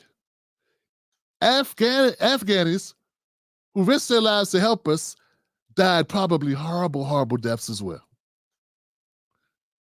On her watch. And she said, I was the last one in the room. Maybe she should have told Biden it wasn't a good idea. Since you were the last one in the room. Look at her looking for help. Yeah, that's going to sting. She's like, David, you let him say that. Why did you kill his mic? So when somebody does a bad job, I fire him. And you take a guy. He should have stayed on it. She was worried. She was cooked. There was nothing. She had nothing for it. Guy like Esper, he was no good. I fired him. So he writes a book. Another one writes a book. Because with me, they can write books. With nobody else can they. But they have done such a poor job, and they never fire anybody. Look at the economy. Look at the inflation. They didn't fire any of their economists. They have the same people. That's a good way not to have books written about you. But just to finish, I got more votes than any Republican in history by far. Yeah, Trump, you're doing too much defending of yourself. You should have stayed with Afghanistan. Don't start doing the ego thing, Johnson. I know that's like saying, baby, don't poop. I know. It's like telling my granddaughter don't poop. You know? She's gonna poop. And by the way, guys, right now will be a good time for you to poop. No, right now will be a good time for you to hit like. Hit like on this joint, guys. We're doing a thing over here, the Tim Black Show. If you like the show so far, hit like. Let the algorithm know that we're doing something that's kind of unique. It's not like I have no criticism for Trump. I have some criticism. I have a lot more criticism for Trump than I'm sure the Kamala supporters had of Kamala. So hit like on this post. But unlike some people, I'm calling Kamala out because Kamala's horrible. But if you like this content so far, hit like, guys. Let the algorithm know. They need to know. And also, if you're not subscribed, subscribe. It's free. Subscribe to the channel. Become a member of the Tim Black Show. It's a free subscription, and I put out a whole lot of content. And I don't hold back how I feel, and I'm not scared to piss people off. So if you like that, if you find that refreshing, subscribe to the channel. In fact, I got more votes than any sitting president in history by far. Let me continue on immigration. It was what you wanted to talk about earlier, so let's get back to your deportation proposal that the vice president has reacted to as well. President Trump, you call this the largest domestic deportation operation in the history of our country. You say you would use the National Guard. You say if things get out of control, you'd have... Man, it's been so long, I forgot what we were talking about for Kamala went on her 20-minute diatribe. I forget what it was. Okay, now we're going to hit Trump on his immigration. No problem using the U.S. military. Police, yes. You also said you would use local police.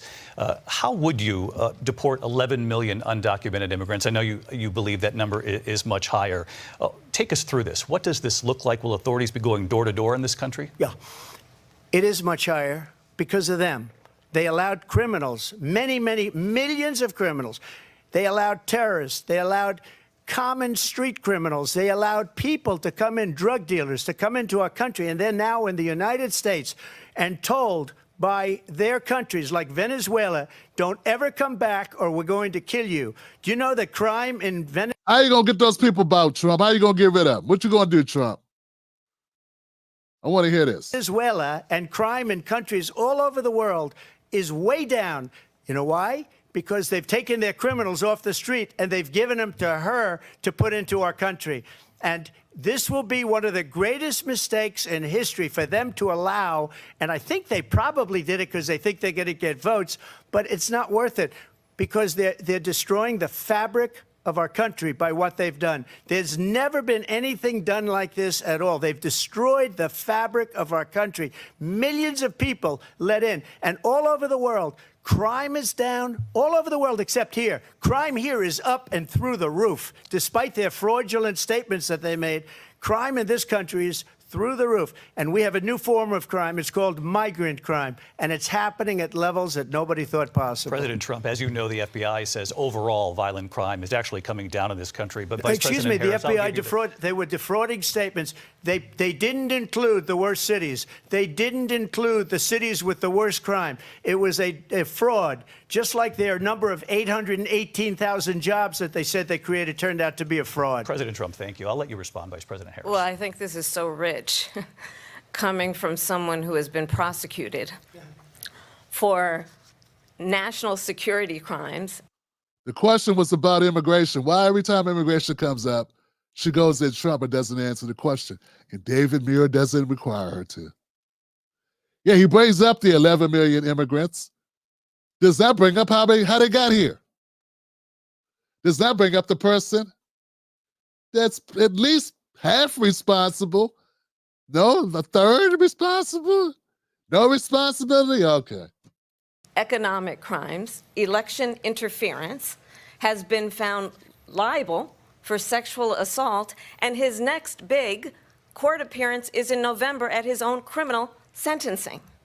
And let's be clear where each person stands on the issue of what is important about respect for the rule of law and respect for law enforcement. The former vice president called for defunding federal law enforcement, 45,000 agents, get this, on the day after he was arraigned on 34 felony counts. So let's talk about what is important in this race. It is important that we move forward, that we turn the page on this same old tired rhetoric and address. Yeah, I said that Trump did not answer the question, but I'm saying someone should have asked her, how'd they get 11 million in here?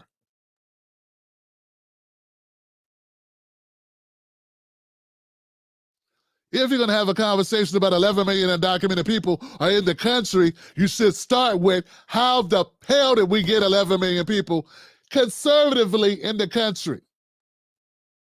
Not legally, through the process, illegally. I think you start there.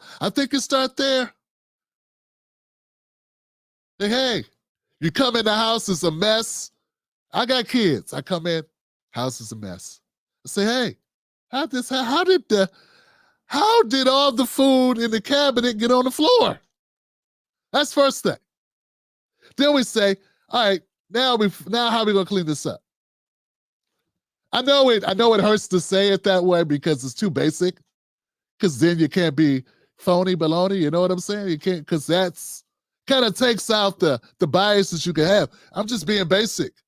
I'm not saying you don't say, hey, how are we gonna fix it? I'm saying maybe we should talk about how I got there. And maybe some people did this shit intentionally. That's where I'm going. See where I'm going here? Because I think some people did it intentionally. And if you're from a community like I'm from, where those people come in they're not sending those people to Beverly Hills, son. Obviously, they're not sending them to your neighborhood. They're not sending them to places you live because I think if you had to deal with it, you might have a different opinion, particularly if you were on a waiting list for some type of local resource. And now, because there's only so much money the states have, they're taking money from other resources and using them there. If you waited 3.5 years to try to do something about it. Maybe you wanted it to happen. That's all I'm saying. That's where I'm going, Johnson. That sound crazy? I mean, come on, guys. If you keep letting somebody go upside your head, maybe you got a fetish. Maybe if you keep drinking 40 ounces of St. Ides, maybe you like 40 ounces of St. Ides. Maybe that's why you're drinking it. That's all I'm saying. Yeah, we could talk about quitting. Yeah, we could talk about, maybe you shouldn't have to be so rough in your little, your little personal life, but the intimacy. But maybe we need to talk also about the psychology of why you're doing this thing. Because what I'm seeing is a whole lot of deflection. People forget she's a part of the administration that let this shit happen. So why did it happen? Why didn't you do something about it then? And why are you now proposing to do something about it? That's only my question, guys. I know it's crazy. I know it's crazy. Black man talking this way. I know it's crazy. Used to the whites talking this way. Blacks aren't allowed to talk this way. We're not allowed to talk about our communities. We're not allowed to be concerned about our communities in this way. We got to go, everyone's all the same. Oh, it's all the same. Meanwhile, we're 40% of the homeless people across the country. We're 40% of the homeless population, with 13% of the population. We should be the exact people that get to ask that question. We should be the number one people asking that question. Because they're getting housed and we're not. And if that means I need help, maybe I'm a little hot. Maybe I got a reason to be, because those are the people that I'm advocating for. Poor people, people without the megaphone, people without the microphone, people without the platform. Poor people never get a chance to talk in America. Only the rich donors get to talk. And when these people say that they're fighting for poor people and working class people, I got to question if they are. They ain't fighting for poor and working class people. They're fighting for themselves. The needs of the American people, address what we need to do about the housing shortage, which I have a plan for, address what we must do to support our small businesses, address bringing down the price of groceries. But frankly, the American people are exhausted with this same old tired playbook. Vice President Harris, thank you. Excuse me. Every one of those cases was started by them against their political opponent. And I'm winning most of them, and I will win the rest on appeal. And you saw that with the decision that came down just recently from the Supreme Court. I'm winning most of them. But those are cases, it's called weaponization. Never happened in this country. They weaponized the Justice Department. Every one of those cases was involved with the DOJ, from Atlanta and Fani Willis to the Attorney General of New York and the DA in New York. Yeah, Trump had to defend it, man. He has to defend it. I get it, man. It's his life. But I'm just saying, Johnson, no. Every one of those cases. And then they say, oh, he's a criminal. They're the ones that made them go after me. By the way, Joe Biden was found essentially guilty on the documents case. And what happened in my documents case? They said, oh, that's the toughest of them all. A complete and total victory. 2 months ago, it was thrown out. It's weaponization, and they used it, and it's never happened in this country.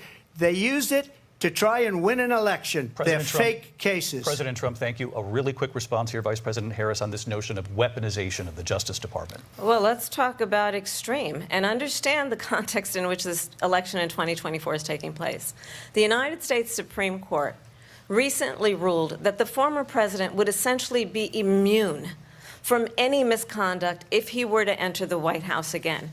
Understand, this is someone who has openly said he would terminate, I'm quoting, terminate the Constitution of the United States, that he would weaponize the Department of Justice against his political. No, that's what he was saying. The question was, has it been weaponized against him? That was the question. You're saying, no, he will weaponize it against us. No, we're saying, is that what's happening to him now? Like, is that happening now? So you're admitting that it is possible that a president could weaponize these systems against a foe, right? Because you're just saying he can do it, right? Is that what's happening now? So I'm just asking basic stuff that corporate media just can't answer. That won't ask. They could. They choose not to ask this very basic question. You're saying a president could weaponize these systems, and Trump's going to do that. Trump is saying that's what you did to him now. And people act like you're talking crazy when you accuse them of exactly what they're accusing him of, that he will do. Not that he did it when he was president. Because they've been talking shit about Trump back before he was president, right? So he was president. He did not weaponize the government against his foes. He was already president and he didn't do it. He's saying it was weaponized against him. You're not even denying it. Instead, you're saying he was going to weaponize it if he gets in. Anyway, let's keep going, guys. It's too much. Enemies. Someone who has openly expressed disdain for members of our military. Understand what it would mean if Donald Trump were back in the White House with no guardrails, because certainly we know now the court won't stop him. We know J.D. Vance is not going to stop him. You didn't stop Biden. These are good singers. Very basic comebacks for Kamala. Yeah, you didn't stop old body bad. You didn't stop Pop. Sending that money to Ukraine, sending that money. It's up to the American people. Vice President stop Harris. him. Thank you. Lindsay? Vice President Harris, in your last run for president. This is the one that weaponized, not me. She weaponized. I probably took a bullet to the head because of the things that they say about me. They talk about democracy. I'm a threat to democracy. They're the threat to democracy President with a fake Trump. Russia investigation We do have a lot that went nowhere. We have a lot to get to. Lindsay? Look at her. She could give us shit. You almost died, sir. She didn't care about that. They were saying they wish the guy shot straighter. It's that dirty out here in these internet streets. Yeah, they moved right on, didn't they? This type of talk has probably got me almost assassinated. And Mira just, let's move right on. Let's get over here. Got to go over here. We got some other stuff to talk about over here. Let's change subject. Trump might score a point. Wouldn't want that to happen. Vice President Harris, in your last run for president, you said you wanted to ban fracking. Now you don't. You wanted mandatory government buyback programs for assault weapons. Now your campaign says you don't. You supported decriminalizing border crossings. Now you're taking a harder line. I know you say that your values have not changed. So then why have so many of your policy positions changed? So my values have not changed, and I'm going to discuss at least every point that you've made. But in particular, let's talk about fracking because we're here in Pennsylvania. I made that very clear in 2020. I will not ban fracking. I have not banned fracking as Vice President of the United States. And you can't ban fracking as Vice President because you didn't have the power to. You did run on banning fracking. You ran on gun buybacks. You ran on fracking, banning fracking. You ran on Medicare for all. You ran on these things in 2019. That was your campaign. Then when you became Vice President, you supported Biden. And Biden was against all that shit. So you're saying you didn't flip-flop now, you flip-flopped in 19. That would be the comeback, Lindsay, you were looking for. Don't worry. Cash at me. It's nothing. in fact, I was the tie-breaking vote on the Inflation Reduction Act, which opened new leases for fracking. My position is that we have got to invest in diverse sources of energy so we reduce our reliance on foreign oil. We have had the largest increase in domestic oil production in history because of an approach that recognizes that we cannot over-rely on foreign oil. Lindsay does not interrupt and say, hold on a second now, Kamala, there's a VP Harris, but in 2019, you did run on those things. Like I just said, I'm not a fool. I did just say you ran on those things because you did run on them. So you're saying that you changed positions in 2019 after you dropped out of the election? That would be a comeback you could have, I mean, but I guess if you're sorority sisters and you're, you maybe you didn't want to, this is as far as you'll go. As it relates to my values, let me tell you, I grew up a middle-class kid raised by a You told me that in the beginning, and I didn't care then, and I don't care the second time. hard-working mother who worked and saved and was able to buy our first home when I was a teenager. The values I bring to the importance of home ownership, knowing not everybody got handed $400 million on a silver platter and then filed back. What's that got to do with the fracking, the gun buybacks, and the Medicare for all? Oh, that's right. Because you said you were going to come back and answer all those points. You changed your mind. Instead, you decided, let's go after Trump because he's sitting over there. Yeah, we don't want to talk about me flip-flopping. And she's not going to redirect and make it go back at me, but the flip-flopping. So let's go at Trump. Let's bait Trump, make Trump talk about Trump. Let's go after him personally. Let's go after a question that wasn't asked, like about his money. Yeah. Because you know me, I'm Kamala Harris, and I hate money. Bankruptcy 6 times is a value that I bring to my work to say we are going to work with the private sector and home builders to increase 3 million homes, increase by 3 million homes by the end of my first term. My work that is related to having a friend when I was in high school who was sexually assaulted by her stepfather. What the hell that got to do with anything? See, here's the thing, guys. People already know who Trump is. So people know who Trump is. This debate was really about Kamala because most people, they've been talking about Trump is the most talked about person in politics for the last decade. Most people, unless you've been in a coma for 10 years, you know who Trump is. And you already pretty much have a feeling about him. Kamala, on the other hand, a lot of people don't know who the hell she is. I know I got people watching that pay attention to politics, but believe me, guys, a lot of people did not watch that DNC convention. They didn't watch that crap. Would you watch that? You wouldn't watch that if you weren't paying attention to politics. So what I'm saying is, this is her opportunity. She's the one falling on her face. What is this?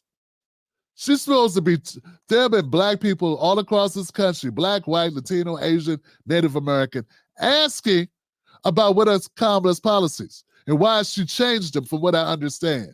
They don't even know what the policies were. And she's not addressing that, even though that was the question. And they're going to allow her to do this on a question about her flip-flopping.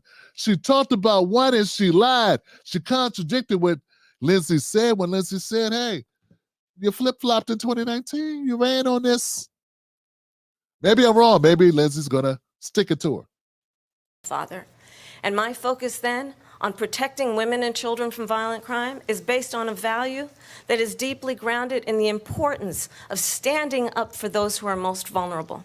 My work that is about protecting Social Security and Medicare is based on long-standing work that I have done, protecting seniors from scams.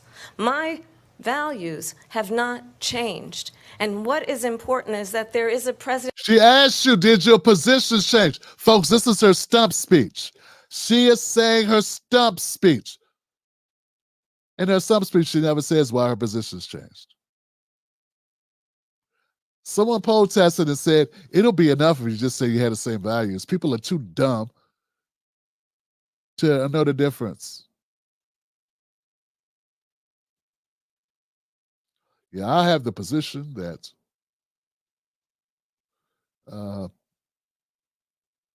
children should be loved. And yeah, you should love your child. And you should show love and affection to your child. And yeah, that's my position and my value at the same time. I don't know how you can have a value without a position that matches the value, right? So the position and the value the same. So the position, that's the value the position would be, and I demonstrate that. This is how I demonstrate that, by being a loving, caring parent. She's saying you could say those things, you had those values, but your position could be, I'll never be there. And when I am there, I talk with my fist and call you names. That's what she's saying. And I don't see the adequate amount of pushback to the nonsense. Who actually brings values and a perspective that is about lifting people up and not beating people down and name calling. The true measure. Word salad, man. Hey, man, I like Thousand Island dressing. I know it's not good for me, but it's pretty tasty. Can we get some of that to go with some of this word salad? Guys, got any croutons? How about some onion straws? Got any of those in the back? Bring those out. I'll take tortillas if you got them. That'll be good, man. Hook that up. Yeah, let's get that going with this salad. Ooh, throw some tuna on this salad. Woo! I like my word salad with croutons. I'm living crazy. Throw some bacon bits on it. Of the leader is the leader who actually understands the strength is not in beating people down, it's in lifting. Lord, what is she even talking about?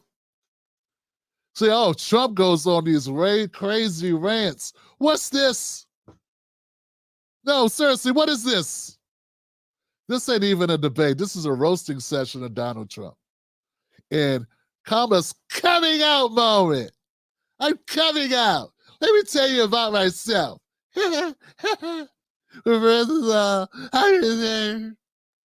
People up. I intend to be that president. President Trump, your Well, response? first of all, I wasn't given $400 million. I wish I was. My father was a Brooklyn builder, Brooklyn, Queens, and a great father, and I learned a lot from him. But I was given a fraction of that, a tiny You shouldn't have cut off Lindsay. Maybe she was going to follow up. Whew. You should not have entertained that, whatever that was she just said, with any type of response. You should just act like nothing was said. Because Trump, nothing was said. fraction, and have built it into many, many billions. But Trump has to defend even the indefensible, like the accusations that are bogus. Of dollars, many, many billions. And when people see it, they are even surprised. So we don't have to talk about that.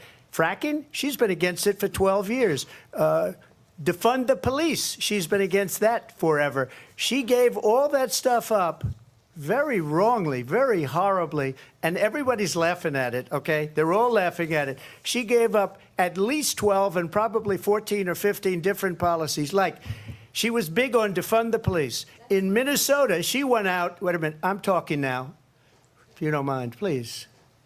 Does that sound familiar? Don't lie. She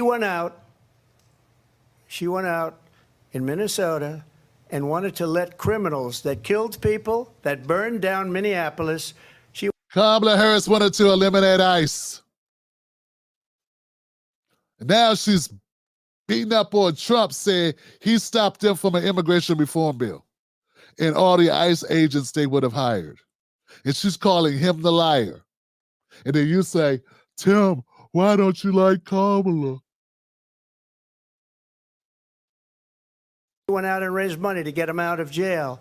She did things that nobody would ever think of. Now she wants to do transgender operations on illegal aliens that are in prison. This is a radical left liberal that would do this. She wants to confiscate your guns. Yeah, that wasn't a lie. You know, you do want to get them funded for their reassignment surgeries in prison. You know that, right? So that's true. That's not a lie. It sounds bad the way he said it because it's like, what the hell? And I saw a couple corny, like progressive types making an issue of it, thought it was funny. But no, that's the actual thing, man. That's the actual thing. And she will never allow fracking in Pennsylvania. If she won the election, fracking in Pennsylvania will end on day one. Just to finish, one thing so important in my opinion. So I got the oil business going like nobody has ever done before. When they took over, they got rid of it, started getting rid of it, and the prices were going up the roof. They immediately let these guys go to where they were. I would have been 5 times, 4 times, 5 times higher, because you're talking about 3.5 years ago. They got it up to where I was because they had no choice, because the prices of energy were quadrupling and doubling. You saw what happened to gasoline. So they said, let's go back to Trump.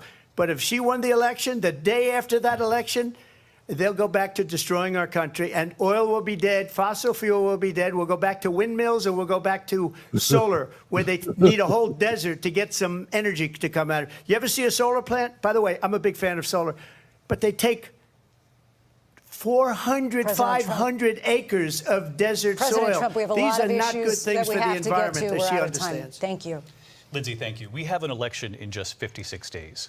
And I want to talk about the peaceful transfer of power, which, of course, we all know. Yeah, we got to go back to something that's going to help Kamala here. I mean, she almost got cornered on one of her issues that she did not, defend or respond to about the,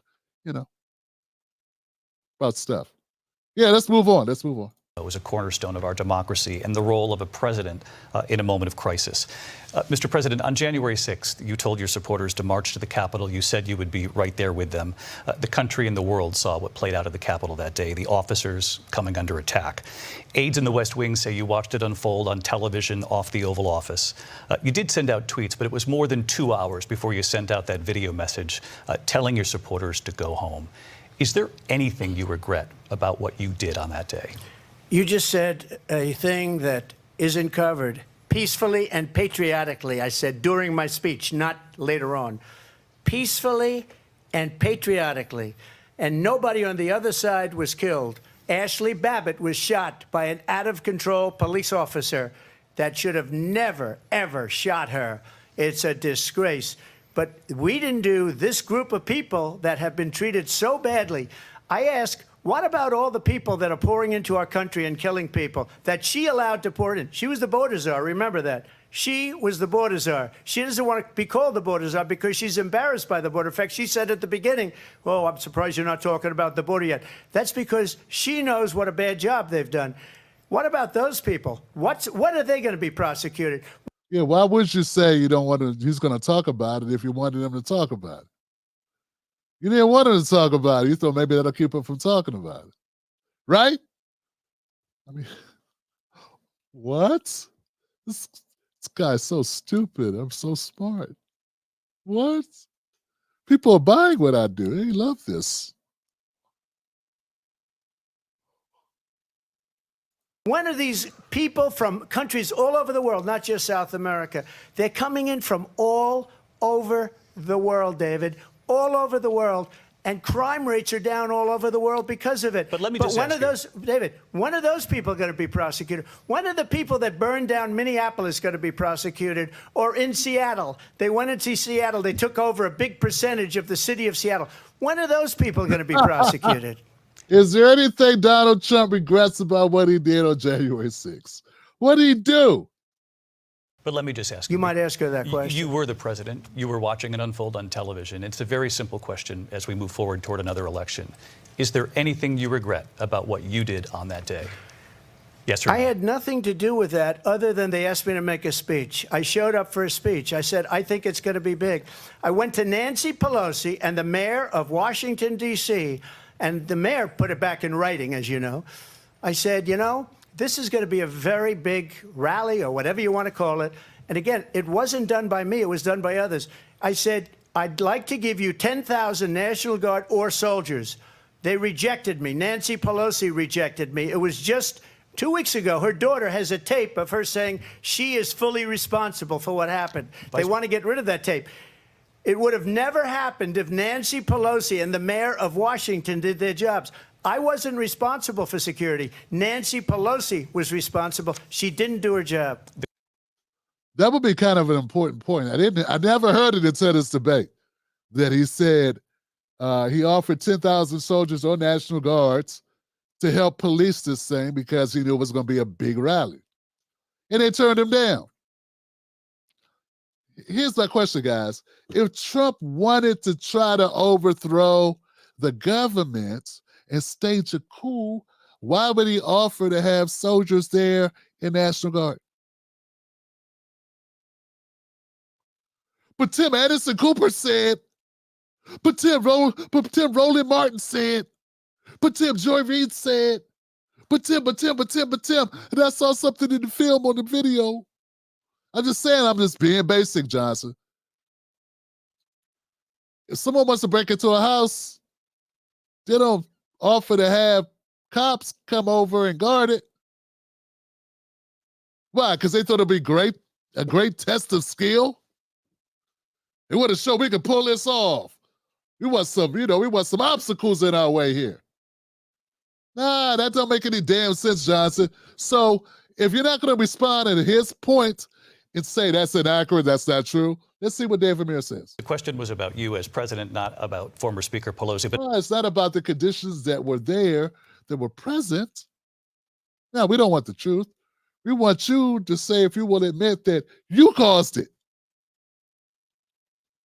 Interesting. I do want Vice President Harris to respond here. Of course you do. I was at the Capitol on January 6th. I was the vice president-elect. I was also an acting senator. I was there. Okay. And on that day, the President of the United States incited a violent mob. How did he incite the mob? To attack our nation's capital. How did he told them to attack the Capitol? To desecrate our nation's capital. He told them to desecrate the Capitol. This, man, you should be able to sue for people saying that shit unless they can prove it. On that day, 140 law enforcement officers were injured, and some died. And understand, the former president has been indicted and impeached for exactly that reason. But this is not an isolated situation. Let's remember Charlottesville, where there was a mob of people carrying tiki torches, spewing anti-Semitic hate. And what did the president then at the time say? There were fine people on each. I don't know. I remember this was Joe Biden about 8 years ago or 5 years ago. So now you're just repeating all of Joe Biden's talking points. Yeah, this is that new change that she's been talking about. Not going back, but going forward. It's going back to Joe Biden's failed talking points and saying those joints over again. I was coming down an escalator. I'm only running because I saw Trump coming down that escalator. It was making comments about people in the woods with masks and tiki torches. Screaming about replacement theories. Come on, Johnson. Side. Let's remember that when it came to the Proud Boys, a militia, the former president said, stand back and stand by. So why isn't there any fact checking on all this shit she's saying? Oh, that's right. David can't look this up. He can look up when Trump's talking, but he can't look up when Kamala's talking. Yeah, no fact checking on the Kamala. everyone watching who remembers what January 6th was, I say we don't have to go back. You just went back to a bunch of shit. Let's not go back. We're not going back. It's time to turn the page. And if that was a bridge too far for you, well, there is a place in our campaign for you to stand. Man, this is not what debates are for, man. This is supposed to be a debate. They let her do an ad repeatedly on a debate stage, repeatedly do ads. God, guys, I don't know how much longer we can go here. It's already 2.5 hours, Johnson. What are we going to do here? We're going to do a record number stream here. For country, to stand for our democracy, to stand for rule of law, and to end the chaos, and to end the approach that is about... Oh, God, long-winded and boring and the same rhetoric. This is her stump speech. I've heard this before. It's no good when she does it then either. It's not better. We got time for this, though, don't we, David? This we have time for. That time crunch is all of a sudden gone away when she starts talking, starts going over that stump speech again. You have no problem extending the time. Attacking the foundations of our democracy because you don't like the outcome. And the foundations of our democracy. Listen to this. This isn't a debate. This is a debate. Be clear on that point. Donald Trump, the candidate, has said in this election there will be a bloodbath. These are so many fake talking points. He was talking about if they removed the tariffs, and she knows it. Where's the fact checking, Johnson? I just detected three whoppers in a row. When Trump lies, all I hear is Trump told lies. When Kamala lies, people are quiet. Silence. Maybe David Mayer will jump in there and say, that's not true. Trump said it about this. This and the outcome of this election is not to his liking. Let's turn the page on this. Let's not This is all stump speech. Turn the page, all this shit. This is her stump speech, man. Jesus Christ, man. go back. Let's chart a course for the future. And That's why she keeps saying the same thing over, because that's what she does to rally in the rally. She keeps saying the same thing over. We're not going back. That's the word she keeps saying. That's the phrase. It's like, over here, yeah. Over here, yeah. OP, you down with OPP? Yeah, you know me. You done said call back. You down with OPP? We're not going back. We're not going back. We're not going back. We're not going back. That's the thing. Come on, Hillary. not go backwards to the past. Let me just follow up here. It was a different term, and it was a term that related to energy, because they have destroyed our energy business. That was where bloodbath was. Also, on Charlottesville, that story has been, as you would say, debunked. Laura Ingraham, Sean Hannity, Jesse, all of these people, they covered it. If they go an extra set. Look at Kamala looking like she doesn't know. Kamala's a humongous liar. I've debunked that. It's obviously a lie. And she's looking like she doesn't know what he's talking about. Because she's a phony person. And yeah, it's what it is. I think those are good reasons not to like someone. When you know they're doing a bold-faced lie, and someone's calling her out about it, and she can still look on her face like, what? What is he even talking about? I never lie. My jacket's pink. They will see it was perfect. It was debunked in almost every newspaper, but they still bring it up, just like they bring 2025 up. They bring all of this stuff up. I ask you this. You talk about the Capitol. Why are we allowing these millions of people to come through on the southern border? How come she's not doing anything? And I'll tell you what I would do, and I would be very proud to do it. I would say we would both leave this debate right now.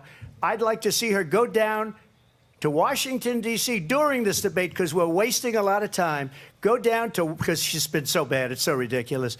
Go down to Washington, D.C. and let her sign a bill to close up the border, because they have the right to do it. They don't need bills. They have the right to do it. The President of the United States, you'll get him out of bed, you'll wake him up at 4 o'clock in the afternoon, you'll say, come on down to the office, let's sign a bill. If he signs a bill that the border is closed, all he has to do is say it to the Border Patrol, who are phenomenal. If they do that, the border is closed. Mr. Those President, people are killing many people, unlike J6. We talked immigration here tonight. I do want to focus on this next issue to both of you, because it really brings us this into focus. Truth. That was a good line, actually. I love that line. A lot of people loved it. David Muir tried to step on it. Kamala tried to act like it didn't score a point. He said, and I quote, hey, if you care so much about the border, why don't you do this? Go to Washington, go to the White House, that beautiful White House, get Joe Biden up 4 o'clock in the afternoon, get him out of bed, and have him sign an order, give it to the Border Patrol. They'll take it. That's right, sign an order, get Joe up out of bed at 4 p.m., and go sign it on. And I thought that was a great line. It's a great line. It's stuck. It hits. But, you know, you can't hate Trump in order to give credit where it's due, because that's not a part of a stump speech. That's whimsical right off the top of the head. But, you know, it is what it is.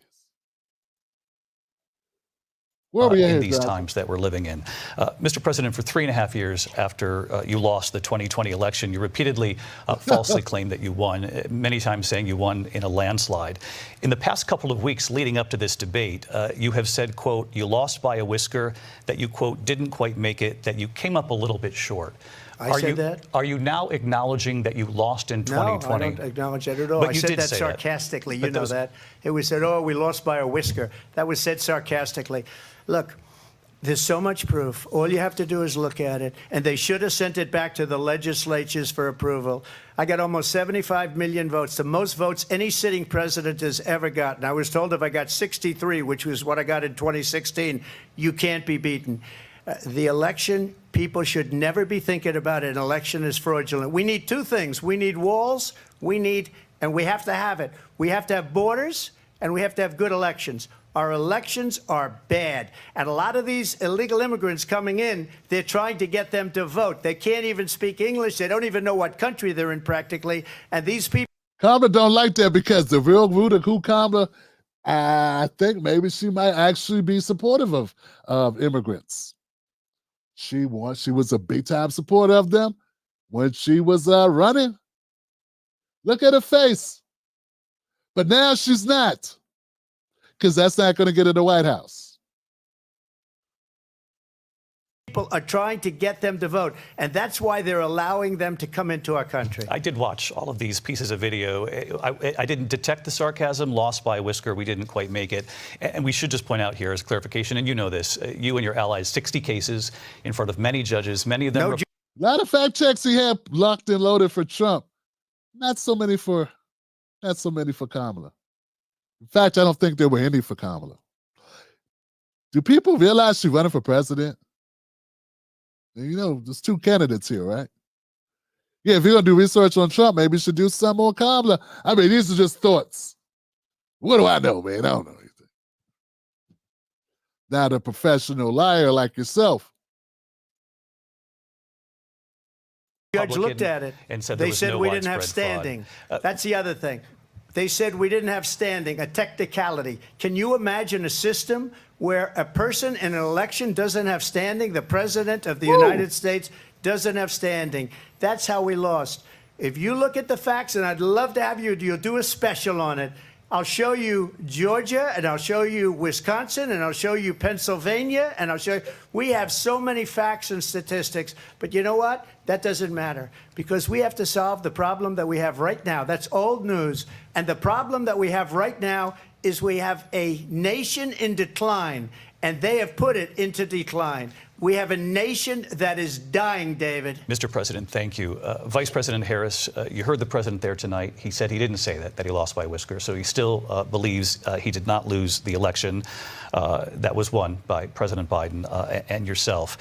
But I do want to ask you about something that's come up in the last couple of days. This was a post from President Trump about this upcoming election just weeks away. He said, when I win, those people who cheated, and then he lists donors, voters, election officials, he says will be prosecuted to the fullest extent of the law, which will include long-term prison sentences. One of your campaign's top lawyers responded saying, we won't let Donald Trump intimidate us. We won't let him suppress the vote. Is that what you believe he's trying to do here? Donald Trump was fired by 81 million people. So let's be clear about that. And clearly he is having a very difficult time processing that. But we cannot afford to have a president of the United States. That was a strong punch right there, Johnson. That's not in their stump speech. I don't think it is. That was a pretty strong punch. See?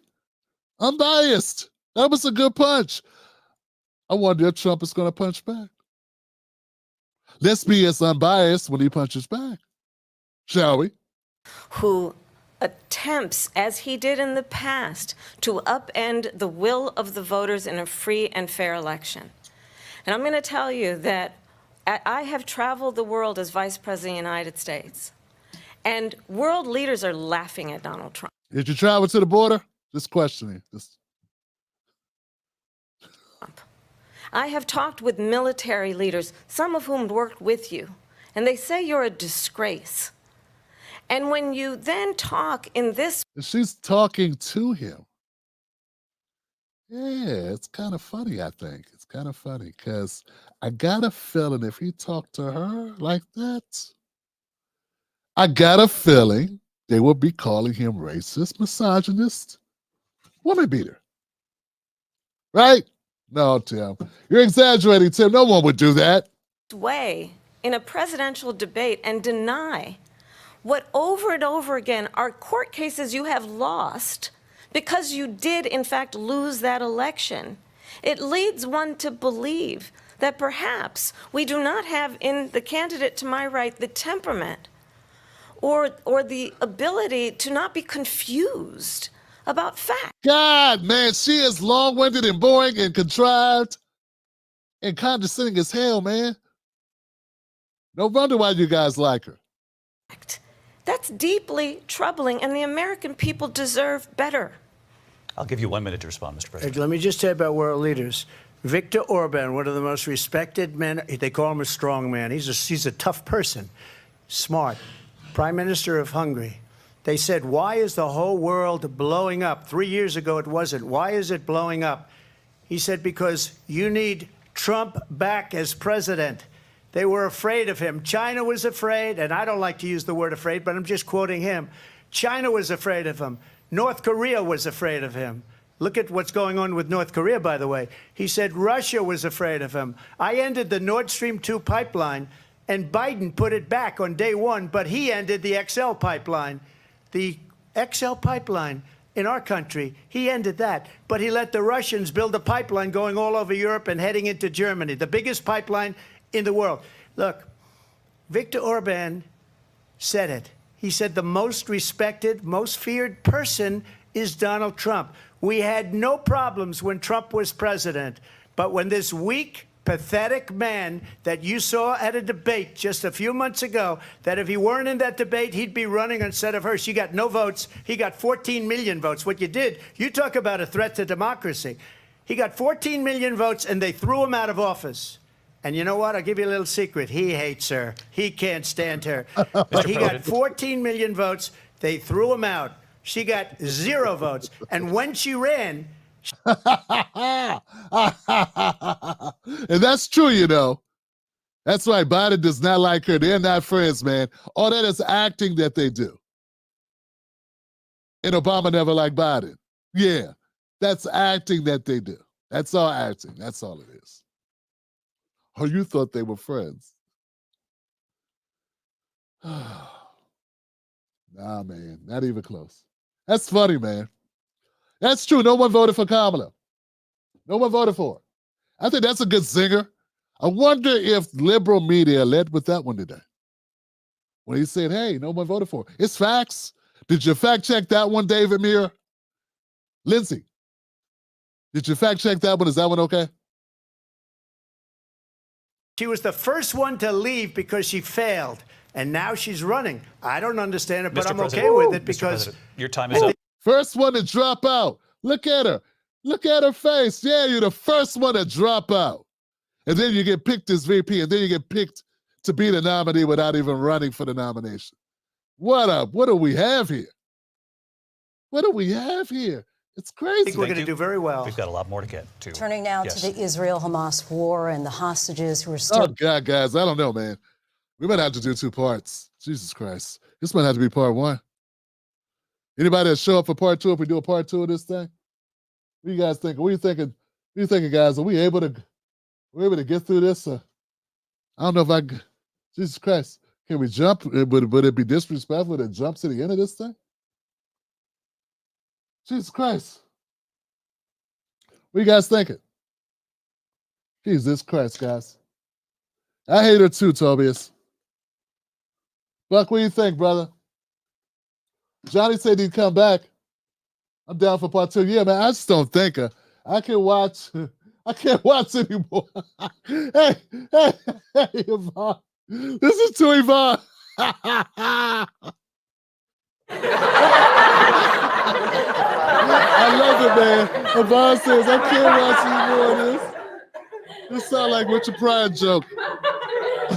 When he was tired of the Chinese food, him and his friends went out, they ate ordered a bunch of Chinese food, and he ordered all this food up, and they keep bringing food out of Richard Pryor's full. He's like, man, I can't. There's more rice. I can't eat no more. They said, you order food, you eat food. All right, that's funny, guys. Thank you, Yvonne. Jay says I'm down for part 2. Buck said Tim Black, you're probably going to have to do part 1 and part 2, man. And I didn't know it. I was going to, I didn't know. He's right. All right, guys, check this out. Look. I told you guys straight up, I'm very honest, guys. I can't stand Kamala Harris, okay? She's a phony, baloney politician. Trump is not, Trump is not my first choice. My first choice in this election, Dr. Cornel West.